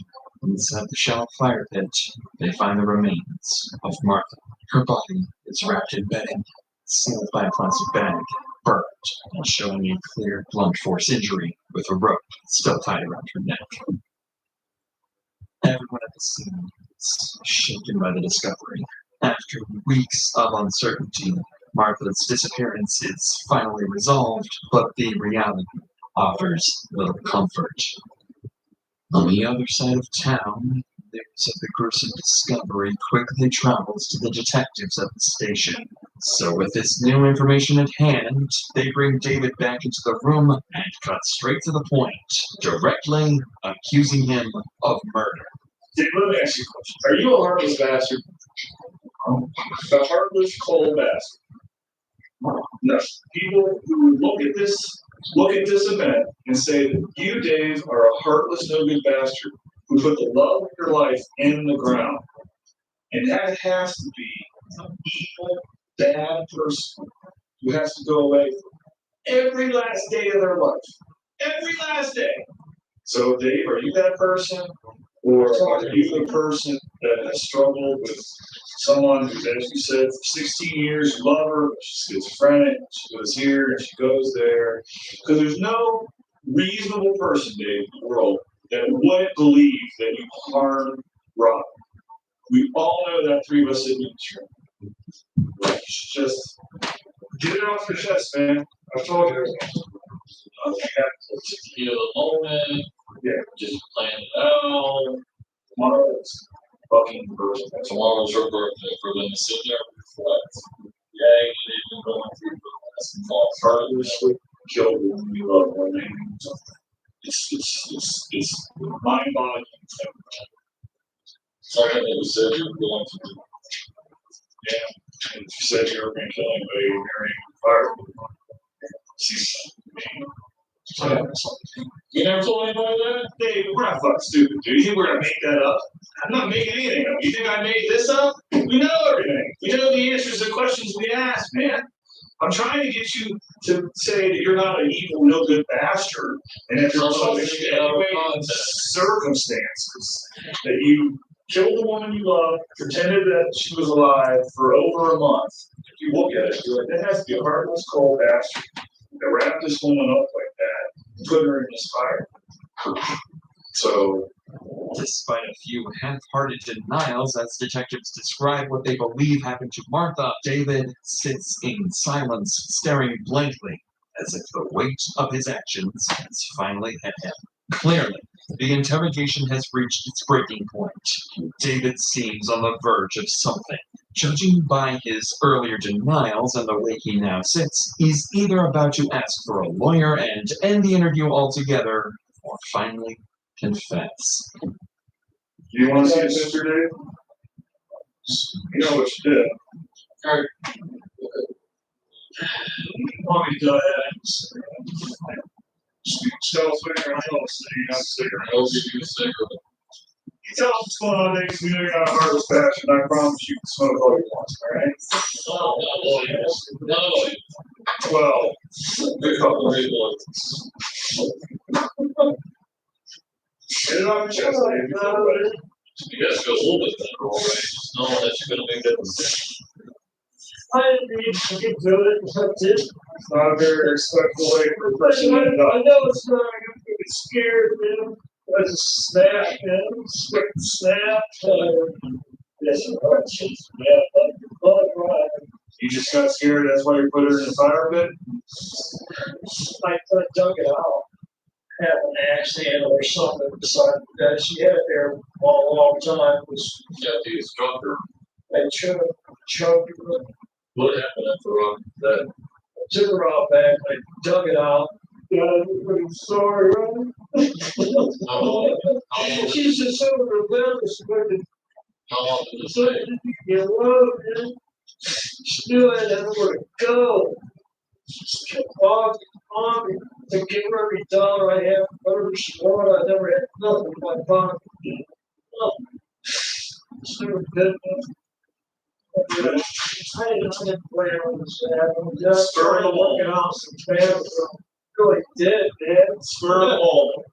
After hours of questioning, David finally breaks and admits to murdering Martha. In a fit of rage, he struck her in the head, strangled her, then carried her outside, burned the body, and buried her in the backyard. It's David sits in the interview room, crying and claiming to regret what he did. Detectives can't help but think about how easily this could have been prevented, how many warnings were missed, and how many chances they had to save Martha before it was too late. With his confession secured, David is taken into custody, where he's formally charged and set to spend a very long time behind bars. Hey, just to let you know. It's always doing somebody else. It's always somebody else doing the detective's works for them. You know, in this case right here, it was the daughter that was like investigating the situation and pressing the police to do, and then it was the police that gave her bad advice that set the investigation back. You know what I'm saying? Even when she was alive, that last time when they said that she was alive, the police were so dismissive, they were rude to her. They knew that she had mental health problems. So when she was a little bit rude, instead of having a little bit consideration, they were just rude. They were like, okay, well, bye. Walked away, and then she gets killed. You see what I'm saying? So, you know that Celine case with that rapper dude David is like, I just saw right now, right before this video, I just saw that it was a private investigator that's doing the work for LAPD. Don't LAPD got like one of the most highest funded police departments in the world? Don't LAPD got like hundreds of detectives? Isn't this supposed to be a high priority case? Because it's supposed to be like a celebrity, a rapper, not just a rapper, but like a millionaire. You know what I'm saying? Like somebody that got resources to, you know what I'm saying, get rid of shit, evidence, and they should be, you know what I'm saying, detectives should be on this case. But why is it that daughters have to do the investigation for? Why is it that private investigators got to do a better job than, you see what I'm saying? Than the people that we're paying for with our tech. Bro, how many of y'all got jobs that are struggling, bro, and y'all see that like y'all get like half of your paychecks taken away because we gotta fund the state. We gotta fund the police detectives who don't do their jobs, and then on top of that, we gotta pay for uh uh um when the police fuck up. You know what I'm saying? And then you go and what is that shit called? You sue them, and then when they're found guilty, if by any miracle happens, they actually do get found guilty, and then they got to pay out the citizen. It don't come from the police department funds or the officer that fucked up funds. It comes from taxpayer money. So we're paying for fucked up cops and fucked up detectives. What the fuck is they doing over there, bro? What the fuck is they doing, bro? If we're gonna just fund jails, nigga, say that. You know what I'm saying? Say that, and then at least let us put our money into the. I mean, if it's gonna be that, you know what I'm saying? I'm against the 13th Amendment, but if it's gonna be that, then at least let us have a slice of the cake too. You know what I'm saying? Let it be like let us invest in the motherfucking shit, and whichever police and whichever this will probably work better, bro. If you knew that like a jail was treating the inmates well, you probably put your money in there. You know what I'm saying? And then it's like an investment. You investing in the state and helping keep the prisoners. You helping the prisoners by investing in a good jail where they're being treated correctly. You know what I'm saying? Where they're not getting beat up. They're not. You know what I'm saying? Like they're getting what they need. You know, they're living. You know what I'm saying? Like a human being, I guess. At least, you know what I'm saying? At the very least, there are criminals. I get it. They're criminals, but they're human, bro. Like, at the very least, they can live like a human being, bro. And on top of that, like, it'll be like an investment. So it's like, whatever money we put in, we get a slice of that too. Just like the privately funded jails. You know what I'm saying? Instead of making it privately funded, make it public. Fuck it. Public. Let us invest into that shit. Let us choose which jails we want to put our money into, so that you know what I'm saying. We get to choose the good ones. You know what I'm saying? Instead of like it's just private and nobody gets to know how this shit's being ran, what the fuck is going on. You know what I'm saying? I don't know. Maybe I'm just high. I ain't never been to jail. I know a lot of people say, "Oh, you shouldn't wish jail on nobody." Listen, bro. If you out here killing for fun and shit like that, like, bro, I do wish jail on you, bro. I don't go fuck. I ain't never been against. This don't mean nothing, bro. I'm just weighing it. It's a conversation starter, bro. I know a lot of people don't like it. So I do it.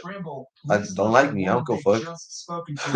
But Officer Luke quickly realizes she's still in danger and they'll need to get her out. Yeah, I don't give a fuck. I don't care. I don't care about that. Like, no snitching. Like, bro, if I see you killing an innocent person, I'm snitching, bro.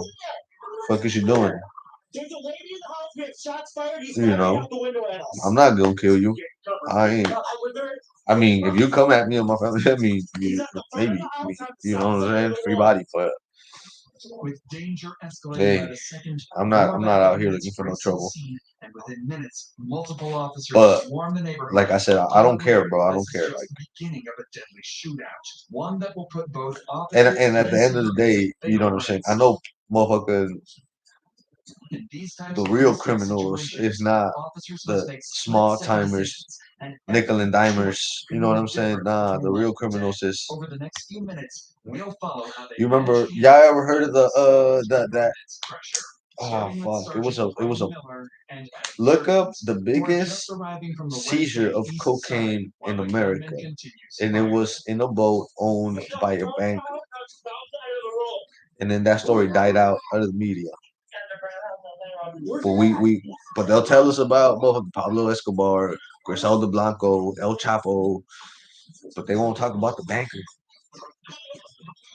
I'm just saying, bro. I'm just saying. What do you have? What do you have? Okay, come back. Can you come back? But yeah, bro, I'm just saying, if they're gonna take our taxes like that, bro. I live in Cali, bro. If you're gonna take my taxes like that, bro,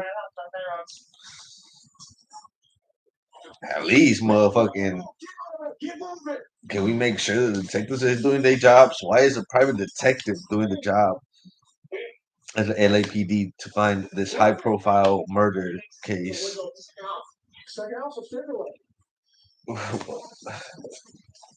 Should we just hire him in the LAPD instead? I mean, what the fuck is going on, bro? I mean, let's compare let's talk about it, bro. I want to know how much he's making for this case, as opposed to how much the detectives on the case for David and Celeste are making per year. And then let's do some math and see, like, oh, okay, I get it. Like, this guy is worth 10 times because he's so much better. But then if it's like he's so much better, why the fuck aren't we like hiring him to like teach LAPD these detective skills? Because obviously there's something not correlated. You know what I'm saying? Like, no idea yet.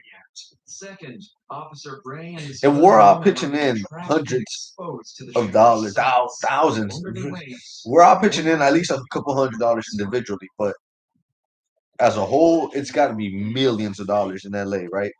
Weekly, because a lot of people get paid weekly off of their taxes, and then it goes to millions of dollars weekly. Why is the detectives not top notch? Millions of dollars weekly, bro. You guys have one of the most highest funded police departments in the world, bro. We still gotta get private detectives. Fuck, bro. This is crazy, bro. Why?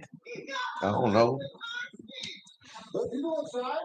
This revelation finally puts I'm just watching. I'm just watching TV, bro. I'm just high. I don't mind me, bro. I'm just. More complicated, and a rescue plan is needed urgently. If y'all don't think, if y'all think millions of dollars could be funded into some shit and the product is just mediocre and that's okay, then hey, that's you.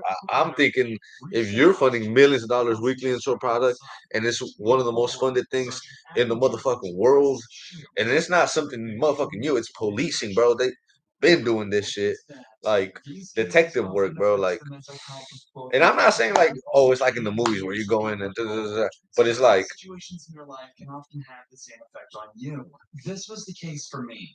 I hit a point where every single new lead that's been going on in this case has been through like, at least from what I've seen on this TV. Maybe I'm wrong. So, you know, maybe I'm just talking on my ass. I don't know. But what they've been saying is like all the new leads have come from like that private detectives. You know what I'm saying? Watching this show is like all like the only reason they pushed the issue is because the daughter was pushing the issue, but left it up to the police. Oh, she's just a schizophrenic, you know, like whatever. Like she's a grown woman. She could do her own, like, bro. She's schizophrenic, bro. Like she has mental problems, bro. Like she's not all there. You know what I'm saying? It don't matter how old she is. Like she's not all there. She's functioning at a level that's not her age. You know what I'm saying? Like you can't even put a age on that, bro. Like you can't even say it's a toddler because she's doing things that a toddler couldn't do, but at the same time she can't rationalize like somebody that's, you know, in all their senses.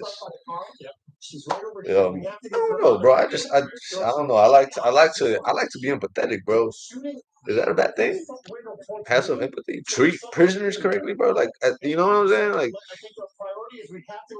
unless, you know what I'm saying? Like, they're like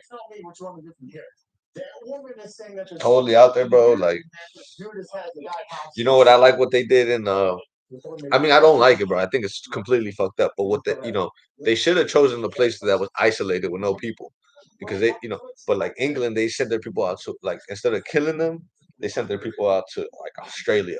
So it's like they're no longer a problem of the state of the country, but we're not killing them either, and we're not. But they fucked up and they sent them to like Australia where a lot of indigenous were, and they got wiped out. You know what I'm saying? I mean, they're still there, so they didn't get wiped out. You know what I'm saying? That's what's up. I like that, but you know what I'm saying? It's completely fucked up how Australia treats it. And you know, it's a story of black and brown people everywhere. You know what I'm saying? You know what I'm saying? People come in and then they kick you out, and now you're, you know what I'm saying? Like, we've seen it. We're seeing it right now. I don't want to talk politics. Don't get me wrong. But we're seeing it right now, bro, and that's why I stand with Palestine. You know what I'm saying? But I ain't saying that. I ain't saying that. Oblivious to the active gunfire unfolding just a few feet away. I'm Mexican, baby. I'm going to stand for black and brown people all day, every day. What you want me to do, bro? I'm from Cali. I'm from LA. Yeah. Mm-hmm. It hit different. It hit different. You know. Yeah, I know it's a lot of racial tension. I ain't on that. I ain't on that. I ain't on that. I ain't on that.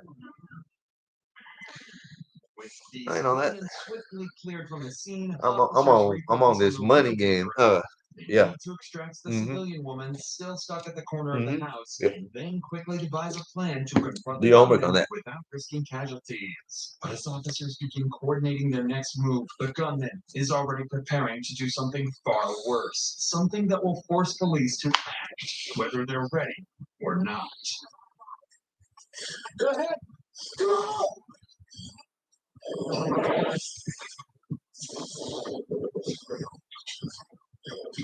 Temper, Rotation ambulance correction.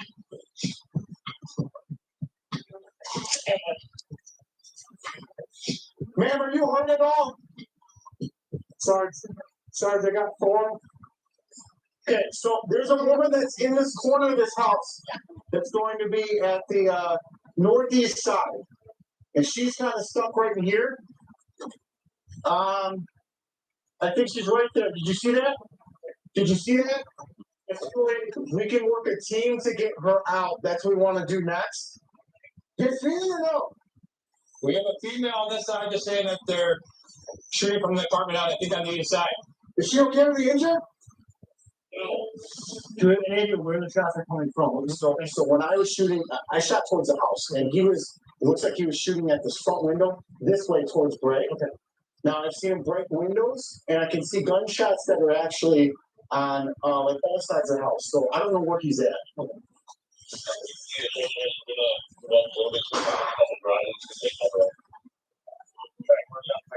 People really hype up Gamma Jack to stand toe to toe with Mr. Incredible, but let's be honest, it's painful screams that followed the gunshots confirm the worst. The gunman has just shot one of the hostages inside the house.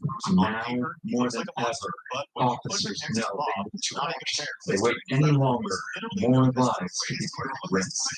His strength, durability, and combat instincts are maxed out across the With that terrifying realization, officers immediately scramble to collect as much critical information as possible before moving inside to confront the shooter. They still don't know exactly how many people are inside, where the shooter is positioned, or who exactly they're dealing with, but that is about to change. We need to figure out if we have options in there. So she said there is. She told me that there's her husband is with the shooter, and those are the only two that are in there. Yeah, let me work on that. Man, who's inside the house again? What's your name?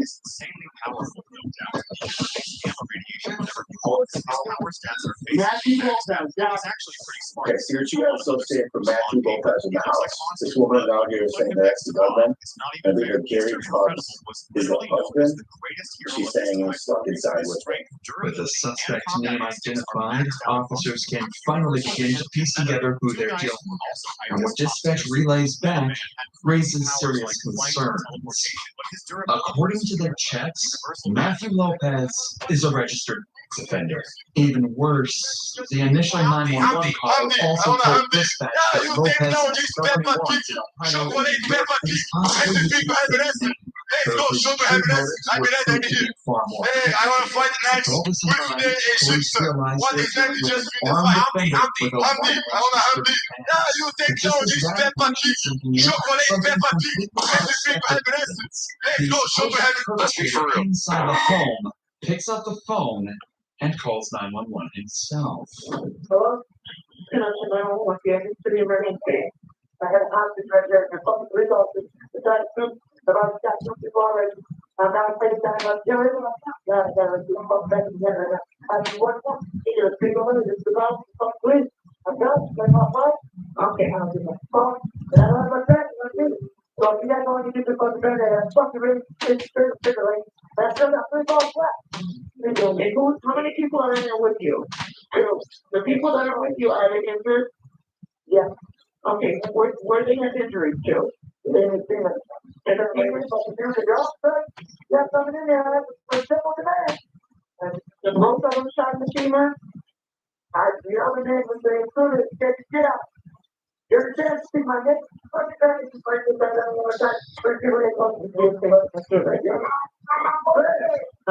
that so that somebody can call and talk with you, okay?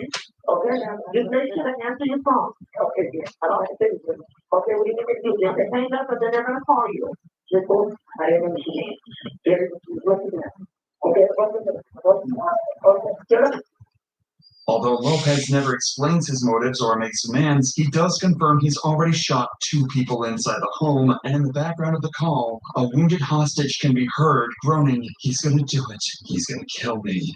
So with hostages already bleeding and the gunman threatening to kill, the margin for error is razor thin, and the choices police make within the next 10 minutes will determine who makes it out alive and who doesn't. Watch out.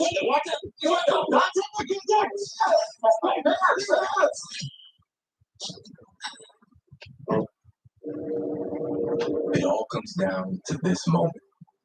The silence before the storm. Time slows. The mind clears. Early morning. So,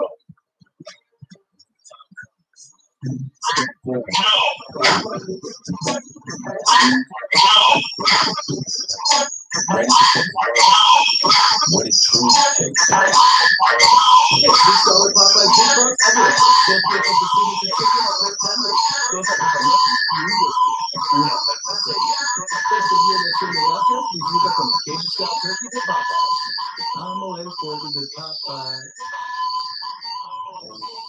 For now, the situation is becoming more hectic than before. And the longer police wait to make a move, the worse things will get.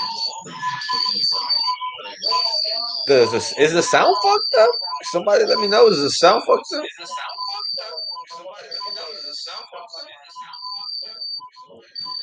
I don't know if it's just like because I got the phone out watching my live, it just started hearing that.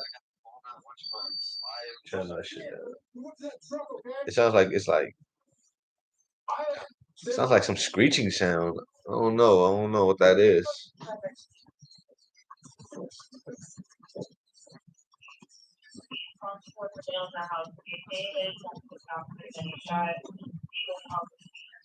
Who we have to contact him?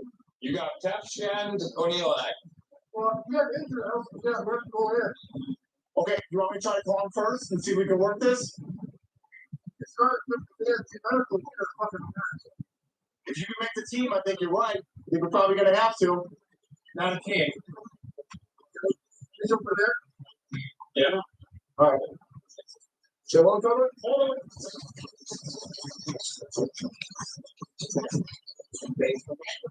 At this stage of the standoff, multiple developments are happening behind the scenes. Negotiators are patched in, calling Lopez's phone and trying to draw him back into conversation as the perimeter tightens around him.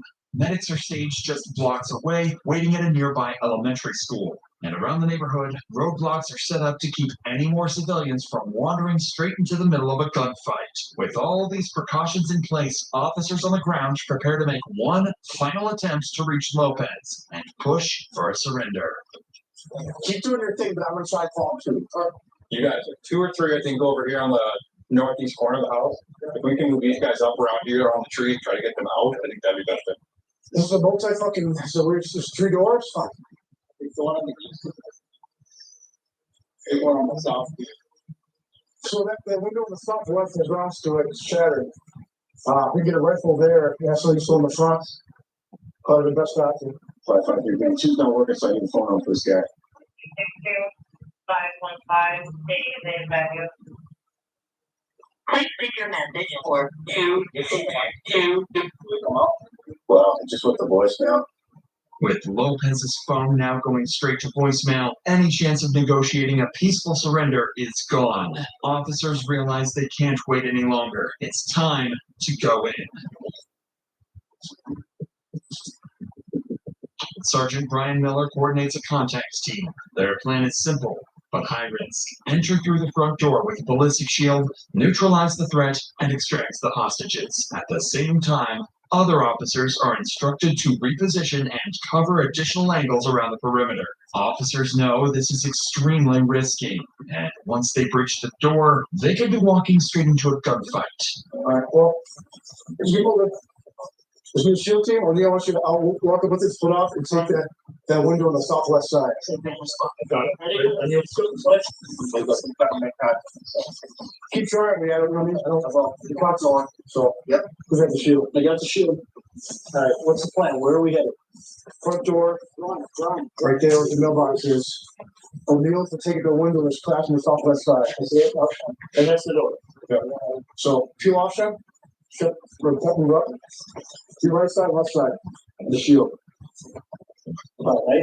Come on. Driven to our left. Tether moving up. All right, ready? Got me. All right, moving. This is still. I got the window to the left, the front door. Got it. Bring that window. Got it. All the way around the room. Okay. Move it up. Yeah. Go. What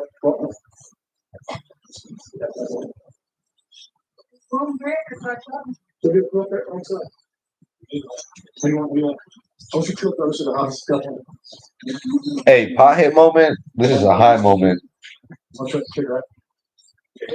I just want to piggyback off of what I was talking about earlier. How I was saying that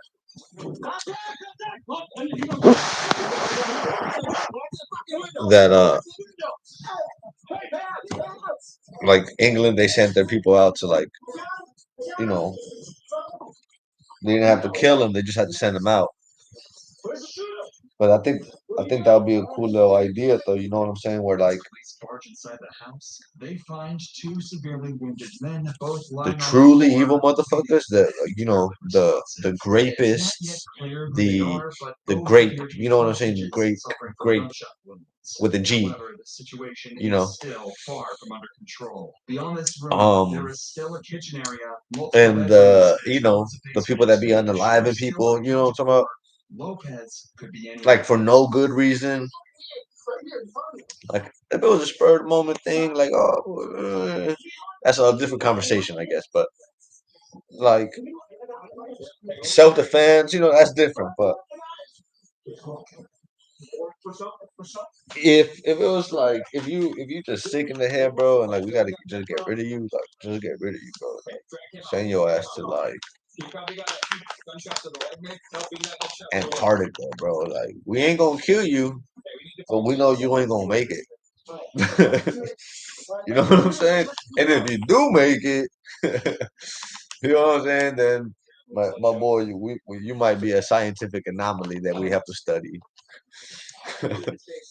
You know.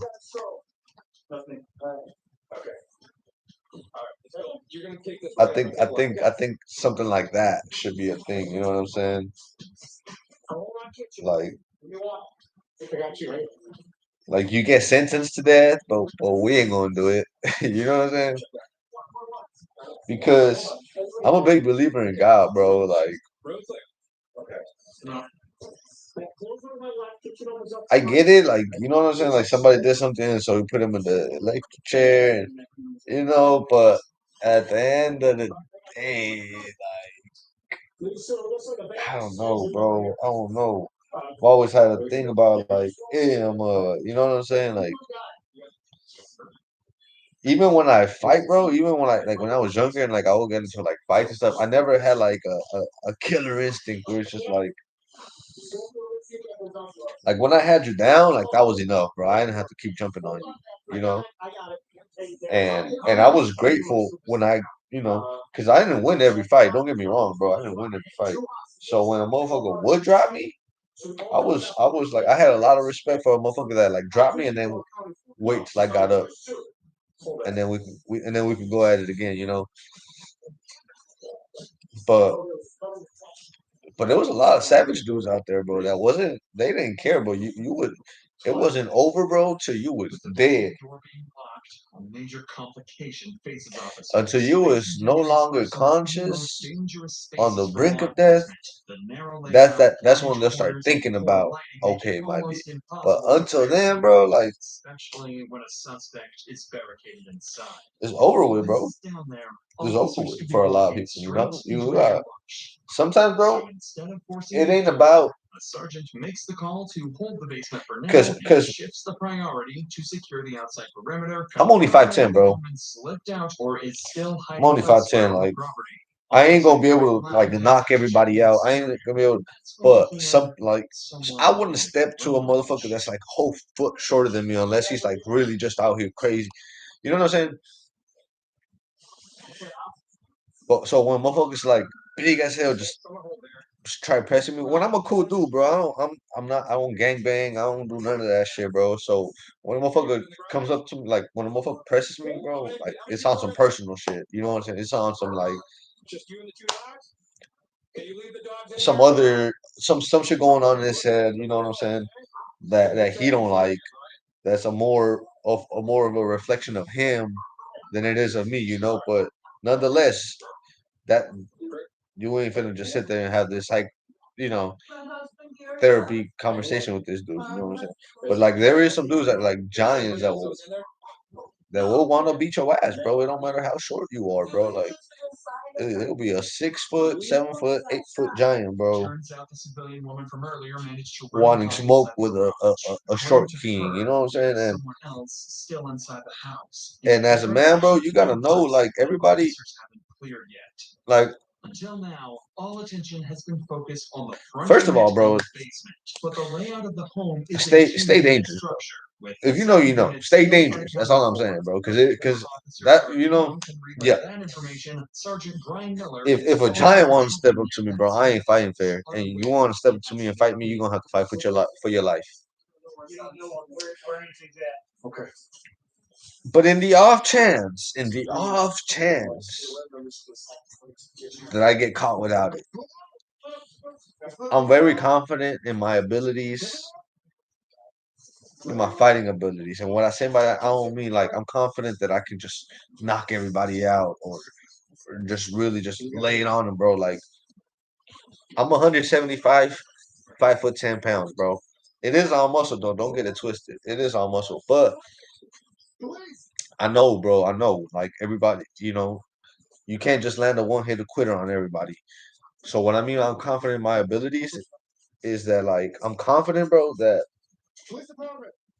I'll be on my Floyd Mayweather shit. I bet you can't touch me. And I don't mean I'm gonna take off running, but my two-step different in that ring, bro. Yeah, I bet you can't touch me. That's all I'm gonna say, bro. Well, no, let me actually go on since I'm out here. Fuck it. The last fight I was in, it was like a few years ago. It was where I used to live, bro. Dude knocked himself out. I ain't had to touch him. The dude knocked himself out. I'm gonna let y'all think about that for a second, bro. I'm gonna let y'all think about the art of not fighting. The fighting without fighting. The art of fighting without fighting. You know what I'm saying? The art of defensive fighting, not offensive fighting. He's also suffering from a gunshot wound. You know, making him the third it's fun. It's fun to unarmed throw punches at motherfucker face. Don't get me wrong, but Sergeant Miller quickly realizes something is not adding up. I was, all right. So here's what happened, bro. So But now police have found we fought. victim. It's a young dude in there. He's my neighbor, They extracted earlier. right? He's not. He got a loud car and stuff, and like for a long time, I was like, my girl would trip on it. My girlfriend at the time, she would trip on it, and I'd just be like, leaves only one place they haven't cleared. The basement. Officers quickly regroup and head back towards the locked basement door. you know what? Let me stop talking about this shit. All I'm gonna say is, bro, like motherfucker came at me. He was trying to take my head off, bro. He kept spamming the left hook. You know what I'm saying? I clipped him a few times. He ate that shit. Okay. I saw him, bro. He was gonna hit me with a mean left hook, bro. We fighting in the middle of the street. He's throwing this mean left hook. I'm thinking like, bro, I gotta end this shit fast, bro. Cause I didn't tell you guys the whole story, I know, but he had he didn't sucker punch me, but like I was looking elsewhere at the time, and that's when he like threw the first punch, just hard, boom. He did rock my shit for a cool little second. Stumbled a little bit, got my composure back, and now I'm on defensive, bro. Cause I just woke up, motherfucking. I just got hit in my shit, bro. I'm on the defensive right now. And he come in, and I just hear his mama talking about fuck him up, baby, fuck him up. I'm like that kind of like snapped me out of it. I'm like, fuck him up, like what the fuck? I said, you hit like a bitch. I said, come on. And then he came at me one more time. I clipped his ass. Boom, boom, boom. And he ate that. That's when he hit. Okay. I'm still on the defensive. He's still coming forward. He's still swinging that left hook. You know what I'm saying? I must have blocked it with because later on I seen a few bruises right here. Motherfucker was hitting hard, so that's how I knew I couldn't let him hit me in my shit. So here's my thought: like he is hitting hard, I can't let him hit me in my shit. I gotta knock him out, or it's gonna be bad for me. So I'm think so I had a car behind me, but I wasn't thinking about this shit, right? Like I'm thinking he's gonna throw this left hook. I'm gonna pivot out the way and do some nasty fucking some Lomachenko shit. You know what I'm saying? Pivot out the way, bam. Officers quickly realized Matthew Lopez. So I'm timing his left hook so I could hit him with my left hook. Already carried out earlier. He shot himself. Showing up, motherfucker. The moment throws the meanest left hook. I pivot out the way. I'm finna throw my left hook. Before I could, actually, I'm like, you know, you can't really stop the momentum.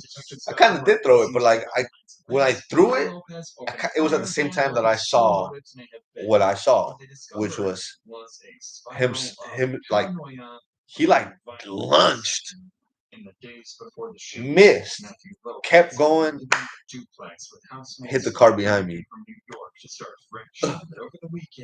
Dropped like a sack of potatoes. Mama came over, talking about that's enough. Auntie came over, okay. Baby, get up. Mama had to pick him up off the ground, off the street. On the evening of December 19th, while others cooked and watched a movie, Lopez finally snapped. The art of defense. Pulled out a Pivot out the way. Yeah, use their momentum against themselves. Investigators later confirmed the bullet holes above the living room area. As panic spread, Lopez turned the gun and shot one. Sometimes ain't about when a neighbor stepped outside to investigate the commotion. Lopez shot being the bigger the bigger, stronger person. Well, of course, that doesn't mean that I was like thinking all of this out. No, I was gonna hit him with my mean ass left hook, but I was trying to hit him on a pivot. You know what I'm saying? Like at an angle, because when it's easy to kind of like when you're coming at you straightforward, and he was a fighter, bro. Like I could tell he was in the gym training. I'm not in the gym training, motherfucker. I'm watching this shit, but I could tell the shit he was doing and shit. Like motherfucker, at one point he tried to like clinch his, like he tried to grab me. You know what I'm saying? Like with this, like I had like threw a punch and he like tried to grab my hands and shit, like pull me closer because he's a little bit shorter than me. Hell no, bro. That's when I said to myself, bro, like this motherfucker could fight. And so I saw that he was spamming that left hook, so I was gonna be like, I gotta pivot out the way and then hit him with my shit. You know what I'm saying? Because this straightforward shit ain't really working right now. Luckily, it panned out the way it panned out. Packer Place, just come outside. How you doing? Is Martha here? She's probably here delivering. 30 days ago, 53-year-old David Callahan killed his girlfriend, Martha, and buried her body in his own backyard. David thinks he's gotten away.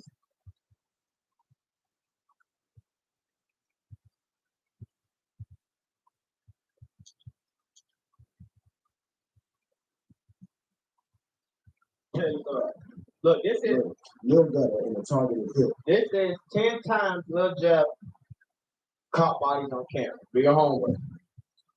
Y'all know I call him the Joker because he always smiling, but he checking bodies.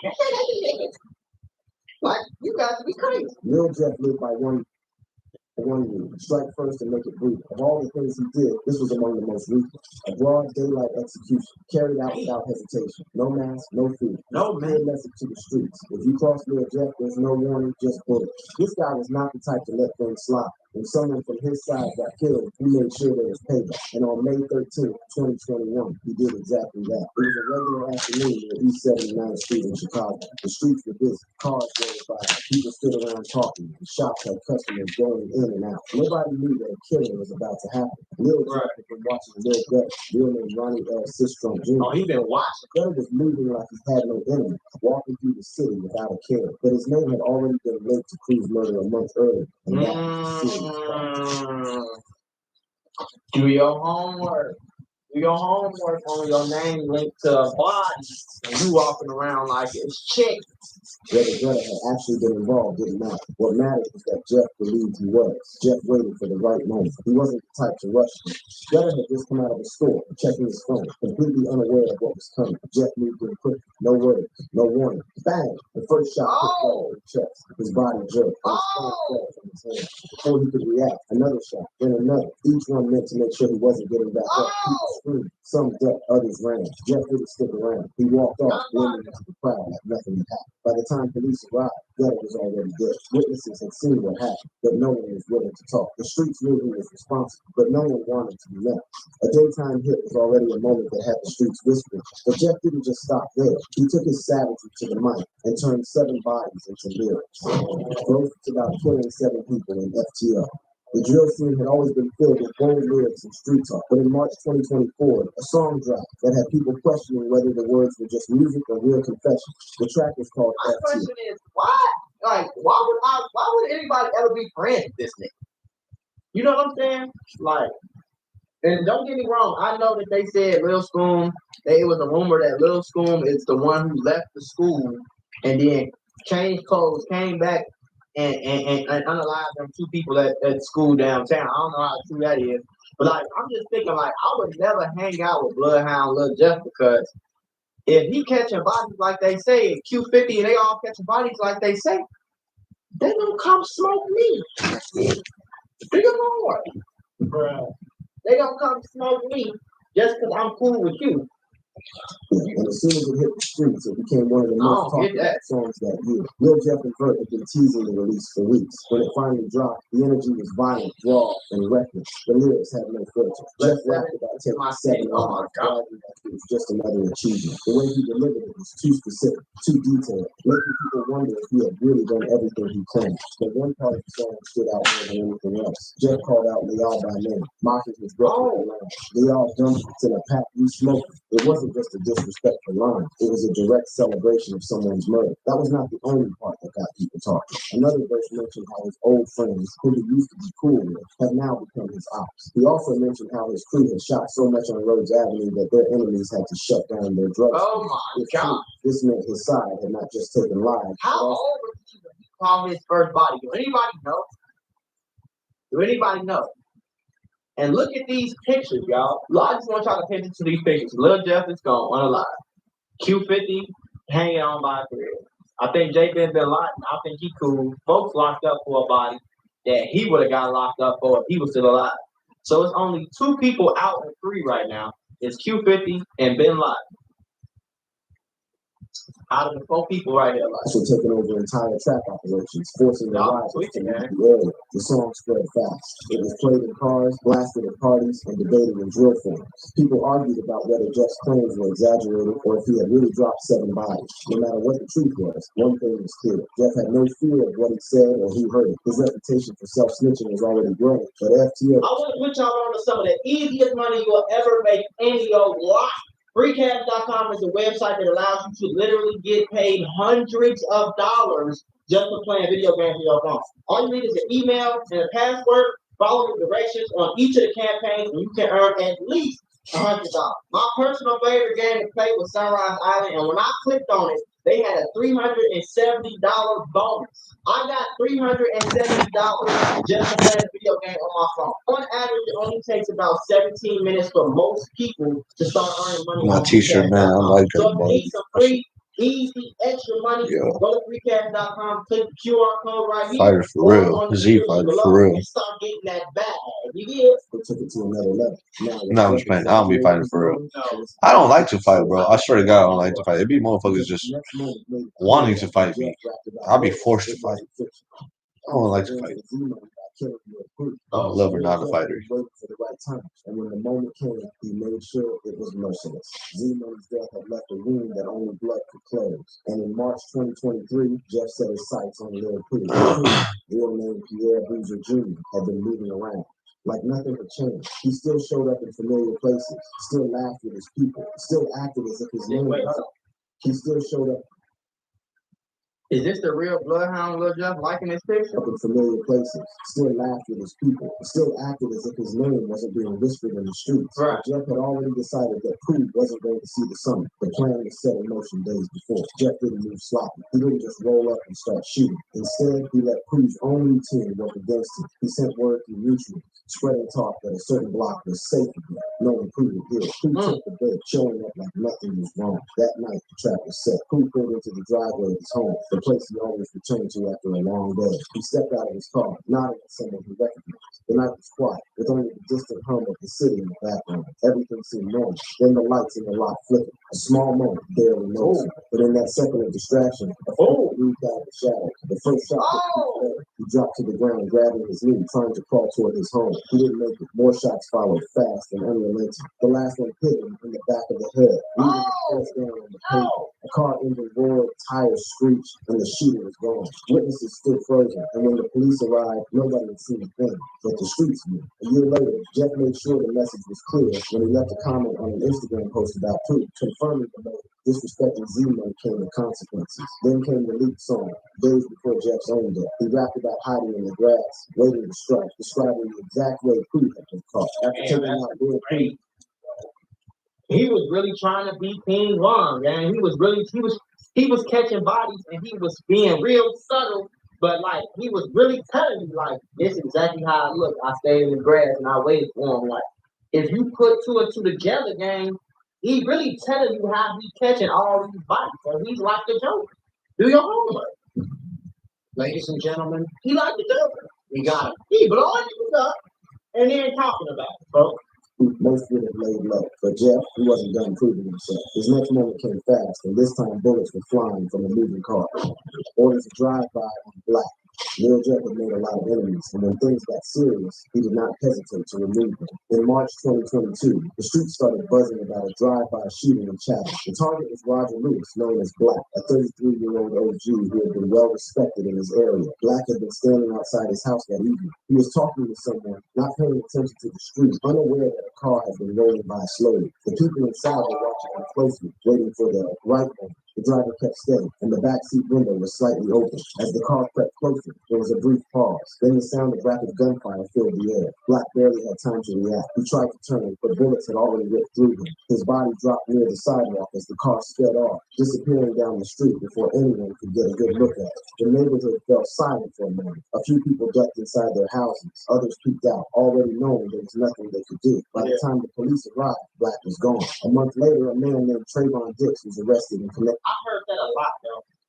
That this how I be saying Lil Jeff was really a ruthless as the Joker. He was the Joker. Bro, this man catching bodies and 99% of the time, bro, his ops don't even make it to the hospital. They don't even make it to the ambulance. Most of the time, from all the bodies that I heard that Lil Jeff caught, bro, his ops was gone before the ambulance even got there, bro. Do your homework. And that goes to show you, and I'm not trying to say like it's a good thing.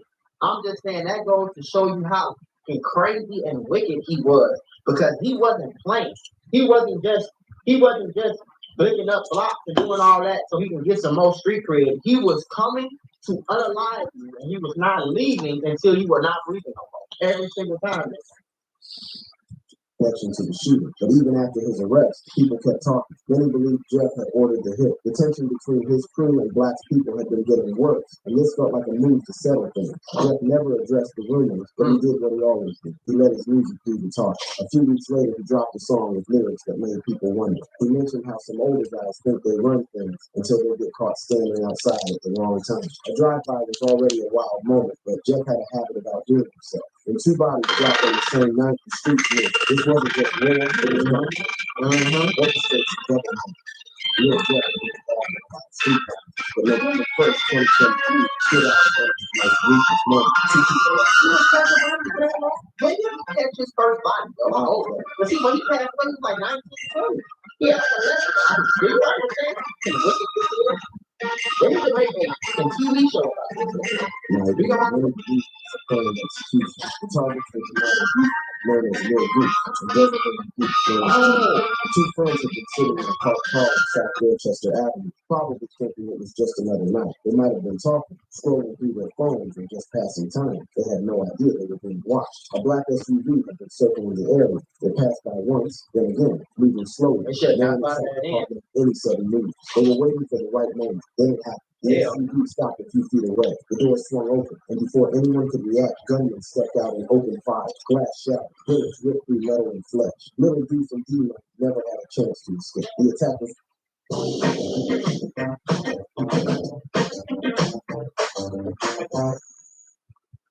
From grit to glory, Strauss at Major League Baseball, here for any season. Does your boss text you during breaks? Oh my God, my boss just texted me. This company is going down. Maybe just don't respond. No, my mental flow has been destroyed. Mommy, this is disgusting. Wow, you guys look just like twins. Anybody ever tell you that? The attack was over in seconds, but the damage was done. By the time the shooters got back into the SUV and sped off, both victims were critically wounded. They were rushed to the University of Chicago Medical Center, but it was too late. Neither of them survived. The police arrived quickly, finding multiple shell casings scattered around the scene. But as always, no one was willing to talk. The case remained open, and no charges were ever filed against Jeff. Still, the streets had their own way of confirming things. In March 2024, Jeff posted a cryptic Instagram story. It was simple, just a few emojis. But people knew what it meant. The message seemed to be a list of names, and one of them was clearly linked to D. You think after a double murder, Jeff would want to keep quiet. But no. He get loud. Every time he gets a body, he get loud. I ain't never seen his victims with details only the killer could know. Admits to murder in his song. By early 2024, Lil Jeff's name was already tied to countless street rumors. But when he dropped in February, the conversation took a turn. It wasn't just another drill track full of threats and tough talk. This one felt like a confession. The beat was dark, the flow was aggressive, but it was the lyrics that made people stop and listen. In one chilling line, Jeff described the victim screaming before taking his last breath, like he was reliving the moment, made people immediately connected to the murders of Monty and Lil Raj. For those who remembered how the two were killed, the just details walked in, lids for two hats, really stepping in blood, and just know how I get. He don't even lie. He's not even rapping. He just on that thing talking. Like, I'm just want to get on here and tell everybody about the box I caught. Yeah, he's not even rapping. Monty had been left gasping for air on the sidewalk, and Lil Rob's final moments were eerily similar to what Jeff was rapping about. Within hours of its release, the internet caught fire. Reddit threads were filled with people breaking down the lyrics and matching them to real-life events. Real forums argued over whether Jeff was bragging or setting himself up for trouble. Some fans defended him, saying he was just telling a story, but others believed he had done what many rappers before him had been accused of, self-snitching in the booth. This wasn't the first time Jeff had been suspected of putting real murders into his songs, but took things to another level. It wasn't just about who got hit or where it happened. This time, it was about how they died. What they said in their last seconds. How Jeff felt watching it happen. He never responded to the accusations. He never clarified the meaning, but he didn't have to. The damage was already done. Rapping about bodies is one thing, but saying it lived, that's a moment only someone who truly doesn't fear death would create. And Jeff, he laughed while updating his body count. Updates his body count to 10 on Instagram Live. He updated his body count to 10, like he's updating his damn Facebook profile to single. On Instagram felt different on the night of May 13th, 2024. Thousands of people were tuned in, waiting to see what Lil Jeff would say next. He sat in front of the camera, relaxed, flipping through a thick stack of money. His wrist chimed every time he moved, the diamonds on his Rolex catching the light. The comment section moved so fast it was impossible to keep. You don't got 10, bro. Stop the conversation took a dark turn. Jeff started talking about the streets, about the people he had lost, and the ones who had lost their lives. Anybody when they get emotional, stay safe. All my innocent people easily lost their mind for real. You know what's crazy? People can say whatever they want to say about Lil Jeff, bro. I ain't heard about him hitting nobody innocent. Do your homework on that. You know what I'm saying? As crazy as it get and as stupid as, the streets is and all that. So I be thinking, like, when somebody go to Iraq and catch 35 bodies, gang, and they come back, they get applauded. You know what I'm saying? So it's like the same way y'all applaud them, and I've been saying this for years, the same way y'all applaud them, that's the same way that Lil Jeff homies feel about him.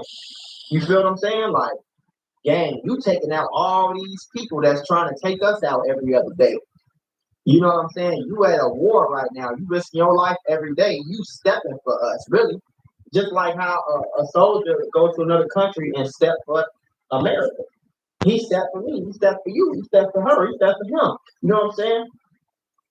But as crazy as it is, though, bro, unless I'm wrong, you feel me? I might be wrong. And I ain't heard about no innocent that got hit up with Lil Jeff, bro. You know what I'm saying? I ain't heard about no innocent man or him just outside. He ain't go to no school and flick up no school and all that. He ain't go on no block and just wet nobody's whole crib up like, you know what I'm saying?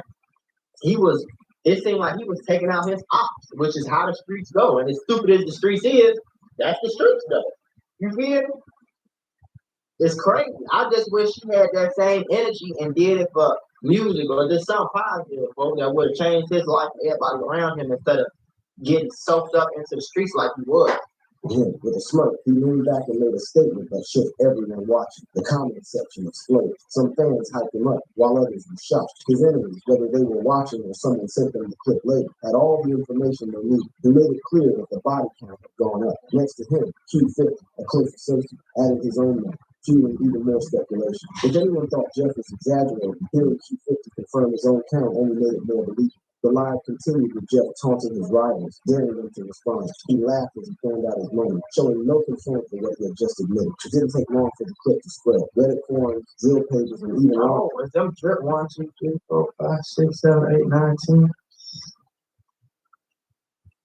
He got it down his neck. Go for my brother. LOL, do the math. If you know, you know. If you don't, F you.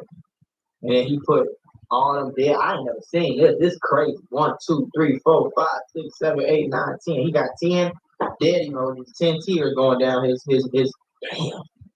Of course, what we're all talking about. That's crazy. People debated if he was being serious or if it was all for attention. But those who knew how to serious, believed every word. This moment made him a bigger target, not just for the police, but for the people he had been calling out. It was one thing to move in silence, but going on live and saying it out loud, that was something else. If claiming 10 bodies wasn't insane enough, Jeff's next moment had people shaking their heads. Not only did he kill, but he demanded the same from anyone who wanted to roll with him.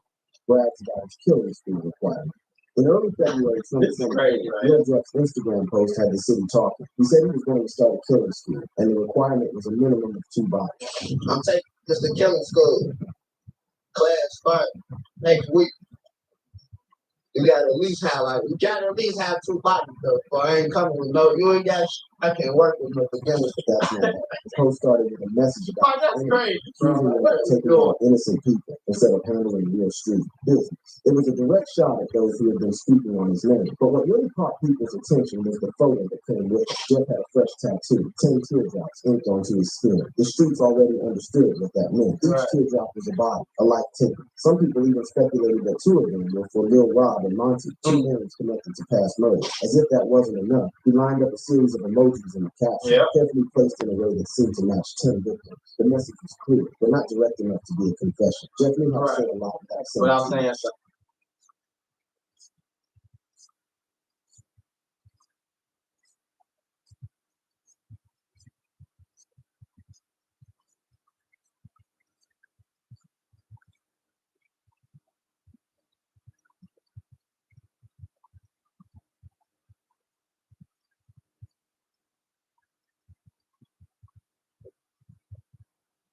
Post a cryptic message listing his victims. Lil Jeff was known for stirring controversy, but in April 2024, he took things to another level. Instead of making a direct statement, he dropped a post that had the whole city talking. The post contained lyrics from an unreleased Kingdom song, but what really caught people's attention was what came after. Below the lyrics, Jeff added 10 emojis. At first, it looked random, but the streets quickly started putting the pieces together. One emoji stood out. It's the hat.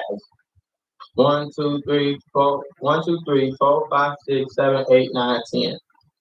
Do he got the 2 graduation hats for the 2 people he unalived at school, bro? Do he got the one? What does it mean? The woman's hat worn by a woman for sun protection. So do he got that for the 1 female he got? And what do the three blue caps mean? One, the big red hat. I think the the two graduation hats is the people he unalived at that school. That's what I think. And maybe the one right there, the red one, maybe that's like the one that made it to the hospital and died later or something. I don't know. The woman's hat. It did not take long for fans to link it to D-Man, and Right. the streets. People believed it was a coded reference to his female nickname, a slick way of saying he was responsible for the murder without actually saying it. The conversation spread fast. Was this a body count? Was he listing his victims? Some thought it was a way to taunt his enemies. Others called it another case of self-snitching, something Jeff had already been accused of multiple times. Despite the backlash, Jeff refused to take the post down. He never explained its meaning, never corrected the speculation. Instead, he let people argue and debate, watching as his name spread even further. Nobody knew if the emojis really represented lives lost, but one thing was clear. Jeff wanted people to keep guessing, and he made sure they never stopped talking. Some killers leave evidence behind by accident. Jeff, he turned it into a moment. Flaunting stolen watches and bloody hands, he wasn't just sending a message, he was mocking the dead. Taunts ops with stolen watches and bloody hands. Social media had always been a tool for Lil Jeff, but in early 2024, he used it to send a message that had everyone watching. This time, it wasn't a song, a cryptic caption, or a live stream. It was a set of pictures that spoke louder. We know about that. The first image showed two expensive watches, both sitting on his wrist. The brands were easy to recognize. The kind of jewelry that only a few people in the city could afford. It wasn't about the price. It was about who they belonged to. Word spread fast that they had been stolen from 6,300 reais. That's right, bro.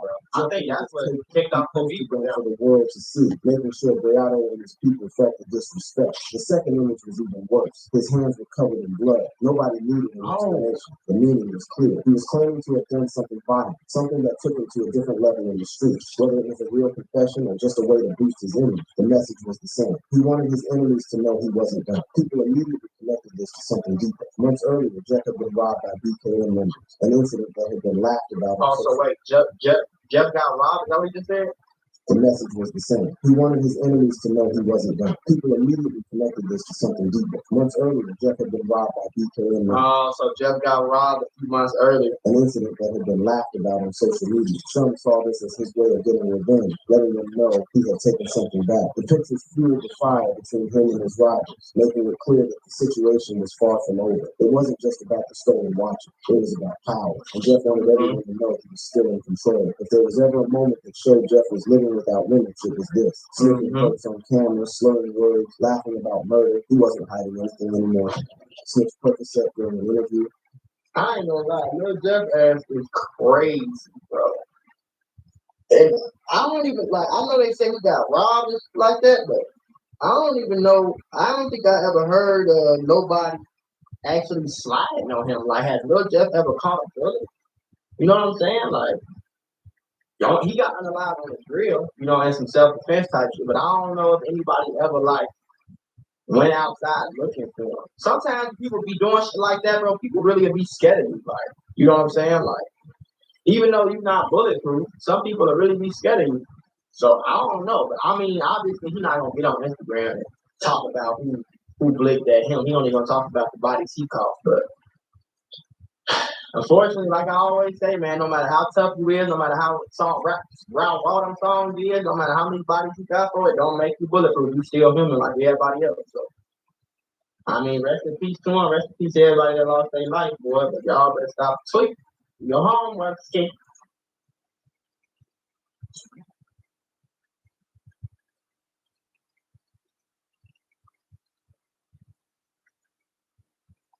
Invented, reinvented, invented, reinvented.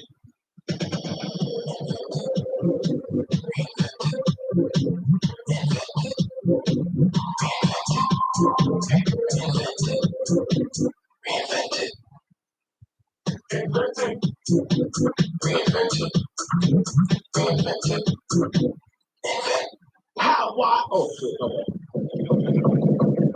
This is how 051 Melly became the most dead killer in Chicago.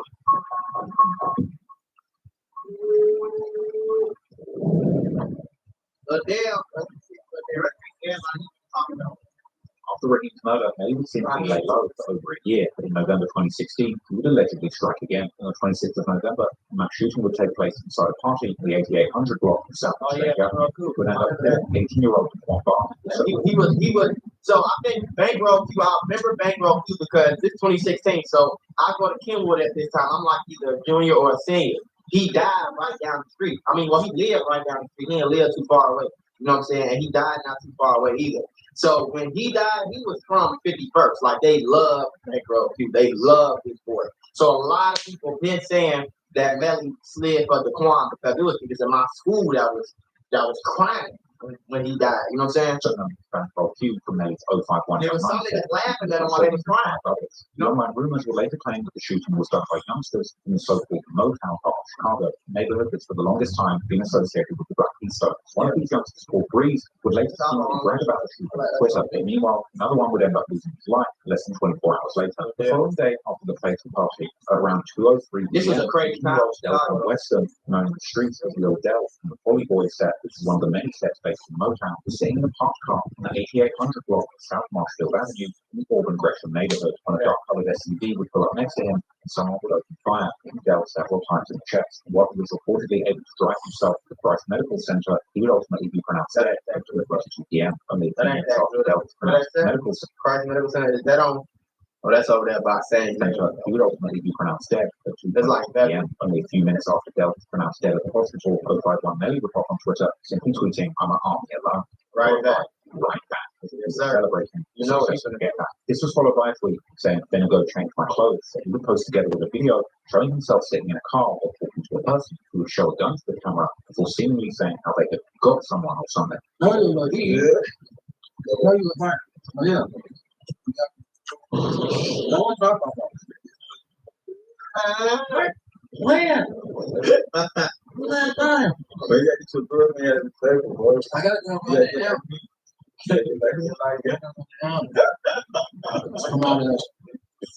The person who Melly was talking with was a little-known face in the drill scene at the time, but he would later become known in connection to Lil Durk's murder for hire allegations. And this person would turn out to be none other than Stephon Mack, who would also be eventually killed in 2022, allegedly as a retaliation for Lil Durk's brother D. Right, okay, so this is the person that they killed on camera that was supposed to be get back for D-Thing, which we just reacted to the other day.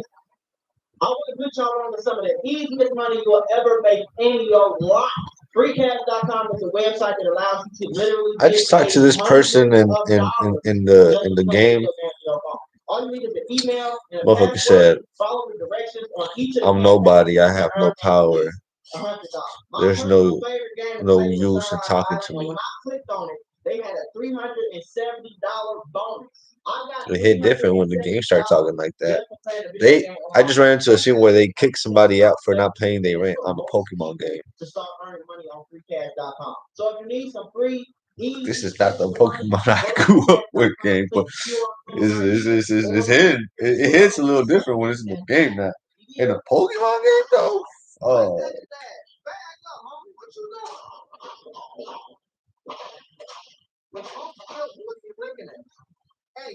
Hey, because it's too calm for me. When they far too calm, like it's something about them we don't know about. Yeah. Look at this. Melly's other friends would also often make posts on social media implying that Del's murder was connected to the death of Backpole Q and that Melly had in fact had something to do with it. But besides tweets, the murder of Del, like so many of Melly's other alleged bodies, is only based on online rumors and theories. Right.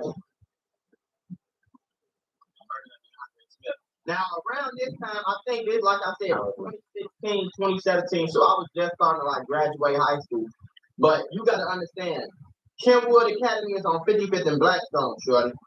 051 down is on 51st and Drexel. You get what I'm saying? So that ain't that far, man. You can walk to Young Money. It's plenty of Young Money that went to Kenwood. You know what I'm saying? Type shit. So we knew Melly. Everybody knew Melly. We knew we wanted to be up with. You know what I'm saying? We knew of these people. Maybe we didn't know him, but he was around, man. People seen Melly before. People knew what Melly was, the rumors that Melly was said to have been doing. So all of this stuff coming out, what it is, 9, 10 years later, as actual facts is crazy to me. Melly would allegedly commit a murder that would almost get caught. On the 13th of June, at approximately 10:30 p.m., residents on the 5000 block of Drexel Boulevard would report gunshots. In the building's gangway, 22-year-old Dan Gray Smith was found lying dead with his body riddled with bullets. The investigators would eventually learn that Dan Drake, known in the streets as Lord Drake, was a friend of 051 Melly. Yeah, because he died on their block. 50 years in Drexel, that's young money.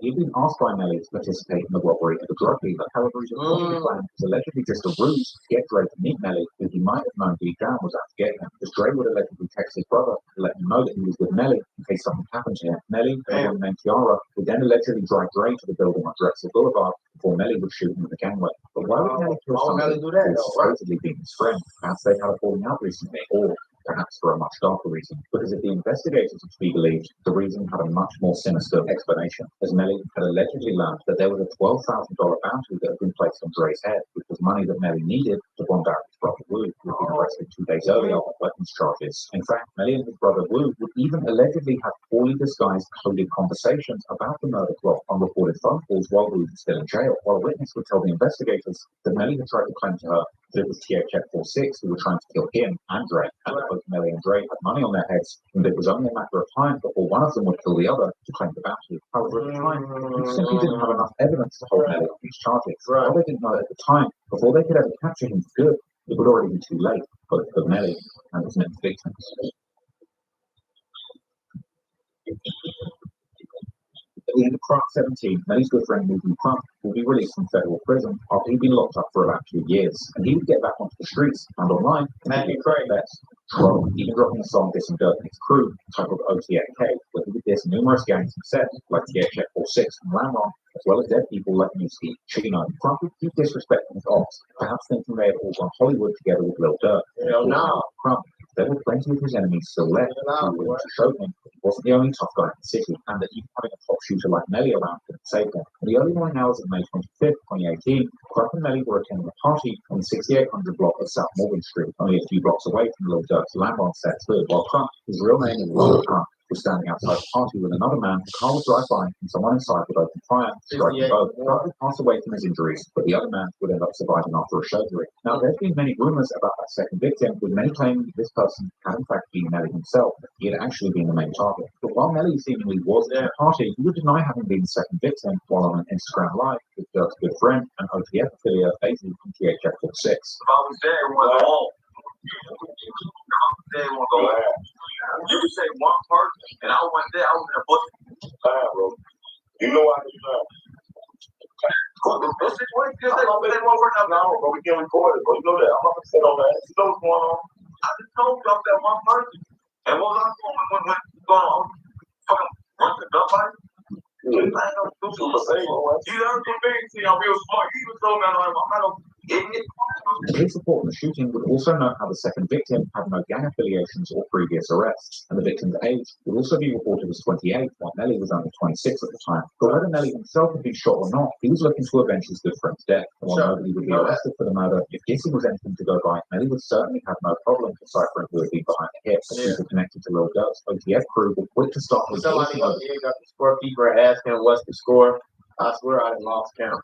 I don't understand why these people it's like as soon as they opt out, they feel invincible, and then they end up going to jail or dying, and then they opt to feel invincible, and it just keep going back and it's like a big ass tennis match.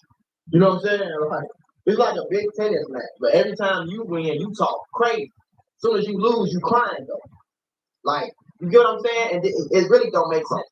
Everybody from Lil Durk, Azu, but this was like recently returned home after being his own murder charges and anticipating this. Azu was seemingly even later implied that the police had come looking for him after Crump's murder. Hey, look, the Crump was plenty on the internet. Somebody smoked it, they come get me. You couldn't do the same. However, one of the main suspects that the online sleuths have attached to Crump's murder is actually Lil Durk's childhood friend, Lil Steve, from his own landmark set, who actually many consider may have been the actual trigger. Durk's actually considered these lyrics from his popular No Auto Durk song from September 2018 to be an admission that Steve was actually behind Crump's murder, with Durk reckoning that the ops can't have a party on their block if Steve is out there. But before Melly that was a thing too. When I was in high school, I'm pretty sure it still is a thing, but like, you know, people will always, I don't know if people still do that, I hope not, but people will always have parties, specifically 53rd address with the Moles. 51st address with the Young Moneyans. 46, that whole little area. They would have parties, and if the ops got word of their parties, they would literally just shoot the party up. You know what I'm saying? Melly died in the party. I remember, I don't know if I was in school or if I had just got out of school, but I was still like hanging around in the hood and shit. And I remember the video when Melly got killed, and it was sad, you know what I'm saying? But it was certain people laughing at him because they knew what Melly was doing to people they was cool with. You know what I'm saying? So that's kind of like, I just remember these things, and to know that it's now a national story, and I was in the heart of it is so fucking crazy to me, gang. Like, you know what I'm saying? Like, it's crazy. You can allegedly finish another job that he'd started a long time ago. T.Y. Now, T.Y., bro, T.Y., man, this was definitely like after we graduated, because T.Y., I don't know if T.Y. graduated with me, but we went to school together all 3-4 years of high school, gang. We was in school, bro, and T.Y. was cool to me. T.Y. and Trail, rest in peace to both of them. They was like, motherfucker, they was like this. Y'all know who Trello is? He died too. He died in his crib or like somebody's crib or something like that. But you always seen them two together. You know what I'm saying? And I remember driving past this block, man. Bro Grave. I was going to get some blunts. I was with my homie now. We was going to get some blunts on 51st, the drive through on 51st. I remember we was going to pick somebody up. I remember driving by the block that T.Y. died on, and I seen a lot of shit going on. But I'm thinking like this regular day Chicago.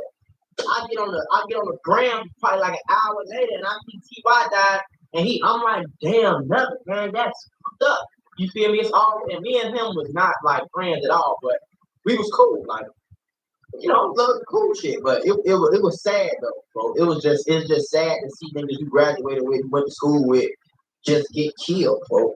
You know what I'm saying? They say, and immediately, it's so like, I'm talking about the streets was talking immediately, gang. Like before fucking the news was even covering T.Y. The streets was like, T.Y. died, Melly did. T.Y. died, Melly popped out the cut, shot him in the head, shot somebody else, and got out of there. Like, it was already, the story was already like buzzing. But rest in peace to T.Y.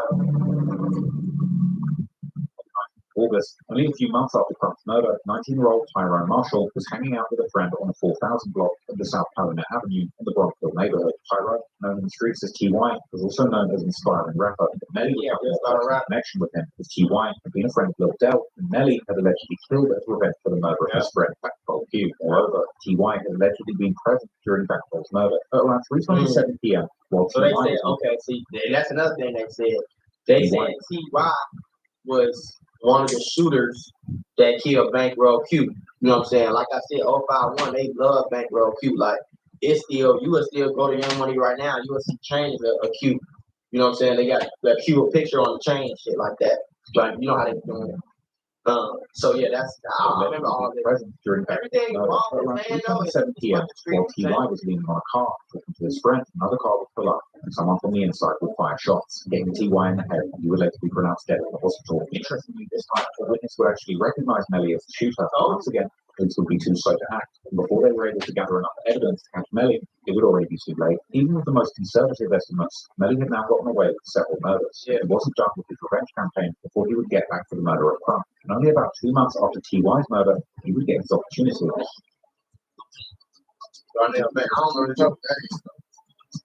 The 8th of October, Lil Durk's big brother and manager D-Fang was out in their hometown with some childhood friends, including Durk's cousin Baby D, real name Dark Kurtz. In the early morning hours, they were driving in the Pullman neighborhood on the far south side. They would reportedly be at a parking lot in McDonald's when somebody would open fire at them, even hitting one of the windows of the restaurant. They would fall with the car. They would eventually come to a stop on the 11200 block south of Cottage Grove Avenue, where police would find 3 of the men suffering from serious gunshot wounds. D-Fang was one of the people shot, but he would end up surviving. Unfortunately, Baby D wouldn't be as lucky. He was rushed to the University of Chicago Medical Center, where he would tragically pass away hours later. Baby D's murder would be yet another unsolved murder, but online theories have connected Melly to the incident based on 2 main pieces of circumstantial evidence. First, a photo would circulate online of one of Baby D's cousins wearing a long-lived Baby D shirt with an F Melly print boldly placed on the front, together with a picture of Melly. This showing that people close to Baby D indeed certainly seem to consider Melly to be responsible. Moreover, after Melly was killed, D-Fang would reportedly share an Instagram story that seemed to celebrate Melly's death. While anyone who had ever done anything to him had died. He would also tweet after Melly's death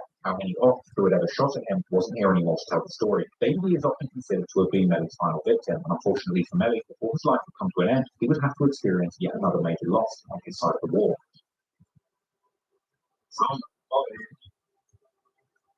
On January 2019, Melly's good friend Mota, real name Wilbert Morris, was driving with a friend called Side, real name Marcus Clark, on the 5000 block of South Indiana Avenue, the Brosville neighborhood, when someone would open fire at them shortly before 1 p.m., hitting one of them in the chest or the other one in the face, killing both at the scene. Mota and Side were from Jaro City, a set who were at the time very close with 051 Melly's, 051 Young Money set, two even sometimes going by the connected name, YN Jaro. And personally, Mota was one of Melly's closest friends, his death clearly being one of the toughest losses that Melly would face in the streets, with Melly swearing that one day he would make those people responsible for crime like he had. And once again, if dissing was anything to go by, the usual suspects close to Lil Durk's OTF would begin taking shots at Mota and Side. This time, OTF's younger generation would take the charge, like the rapper Nuwop, who would preview a song on his Instagram where he would diss FBG Duck, and know that he would eventually be convicted of being part of, as well as dissing both Mota and Side with a slick double entendre. But yeah, like I said, I always be saying, it's not enough for them to go catch a body. Like, you know what I mean? Like, me personally, if I'm in the middle of a war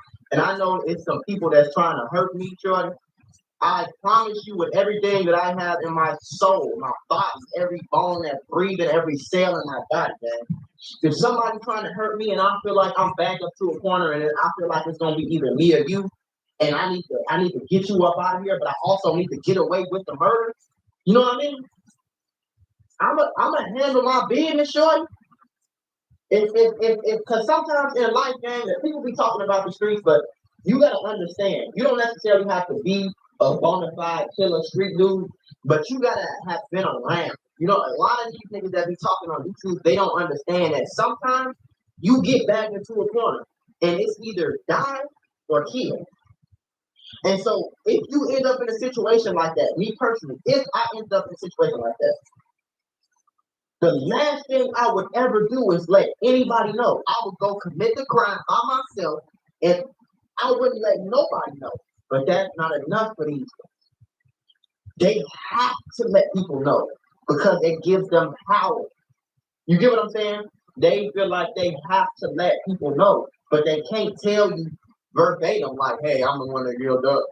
So they gonna say it in every other way, like the police don't fucking speak English too.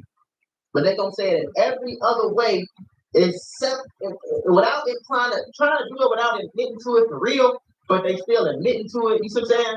So that's the thing, like, because they give them more cool points. Like, nigga, cool points ain't worth me dying, bro, or me. Cool points ain't worth putting a big target on my back when I go to the Walgreens because everybody think I shot up. It's already a target on your back being from O'Block. Just the fact that you from O'Block, you know King Von, you got an O'Block chain, you beat it, you around here. It's a target on your back. Half the city wants you dead, half the city cool with you. So then you gonna put a bigger target on your back and make them want you even more, and put the police on your back. That's damn cool points in the hood. That's Get back up, I can pull out the time when it's being right on.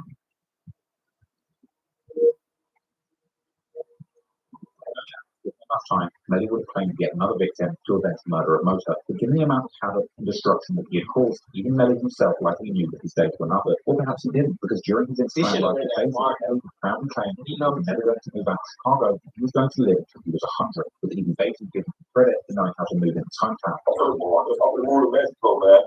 Start to play, bro. Yeah. I ain't never moved out of Chicago. Yeah. Make it up.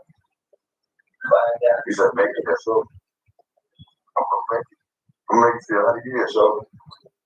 Only one last one, man. Yeah, it's going to move. Stop that taco. I ain't touching my taco. Just say you said it right the first time. I'm going to touch my taco. I'm going to get that to you. Perhaps Melly could have ducked his main enemies like the OPF until he was an old man, but the problem was that Melly had made so many enemies that he probably couldn't count. That's the thing about 051 though, bro. Like when I tell you the whole city hated him, I don't know if it's still like that, but The whole, it wasn't nobody they was cool with.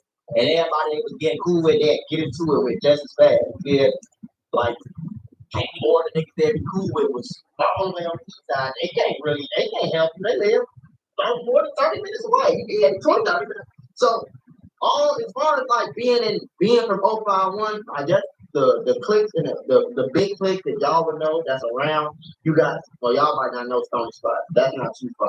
You got 46, that ain't too far. You got O Block, that ain't too far. You got the fucking the moles are 2 blocks, literally 2 blocks down the street. Literally, bro. Like, it's not a joke. The moles is on 53rd and Drexel, nigga. The Young Money is on 51st and Drexel. Like, same street, just 2 blocks over type shit. Your op that will kill you right there. So it's like they was in the middle and everything around them, every single person around them was into it with 051. And they knew if they got Melly, they'd get points, bro.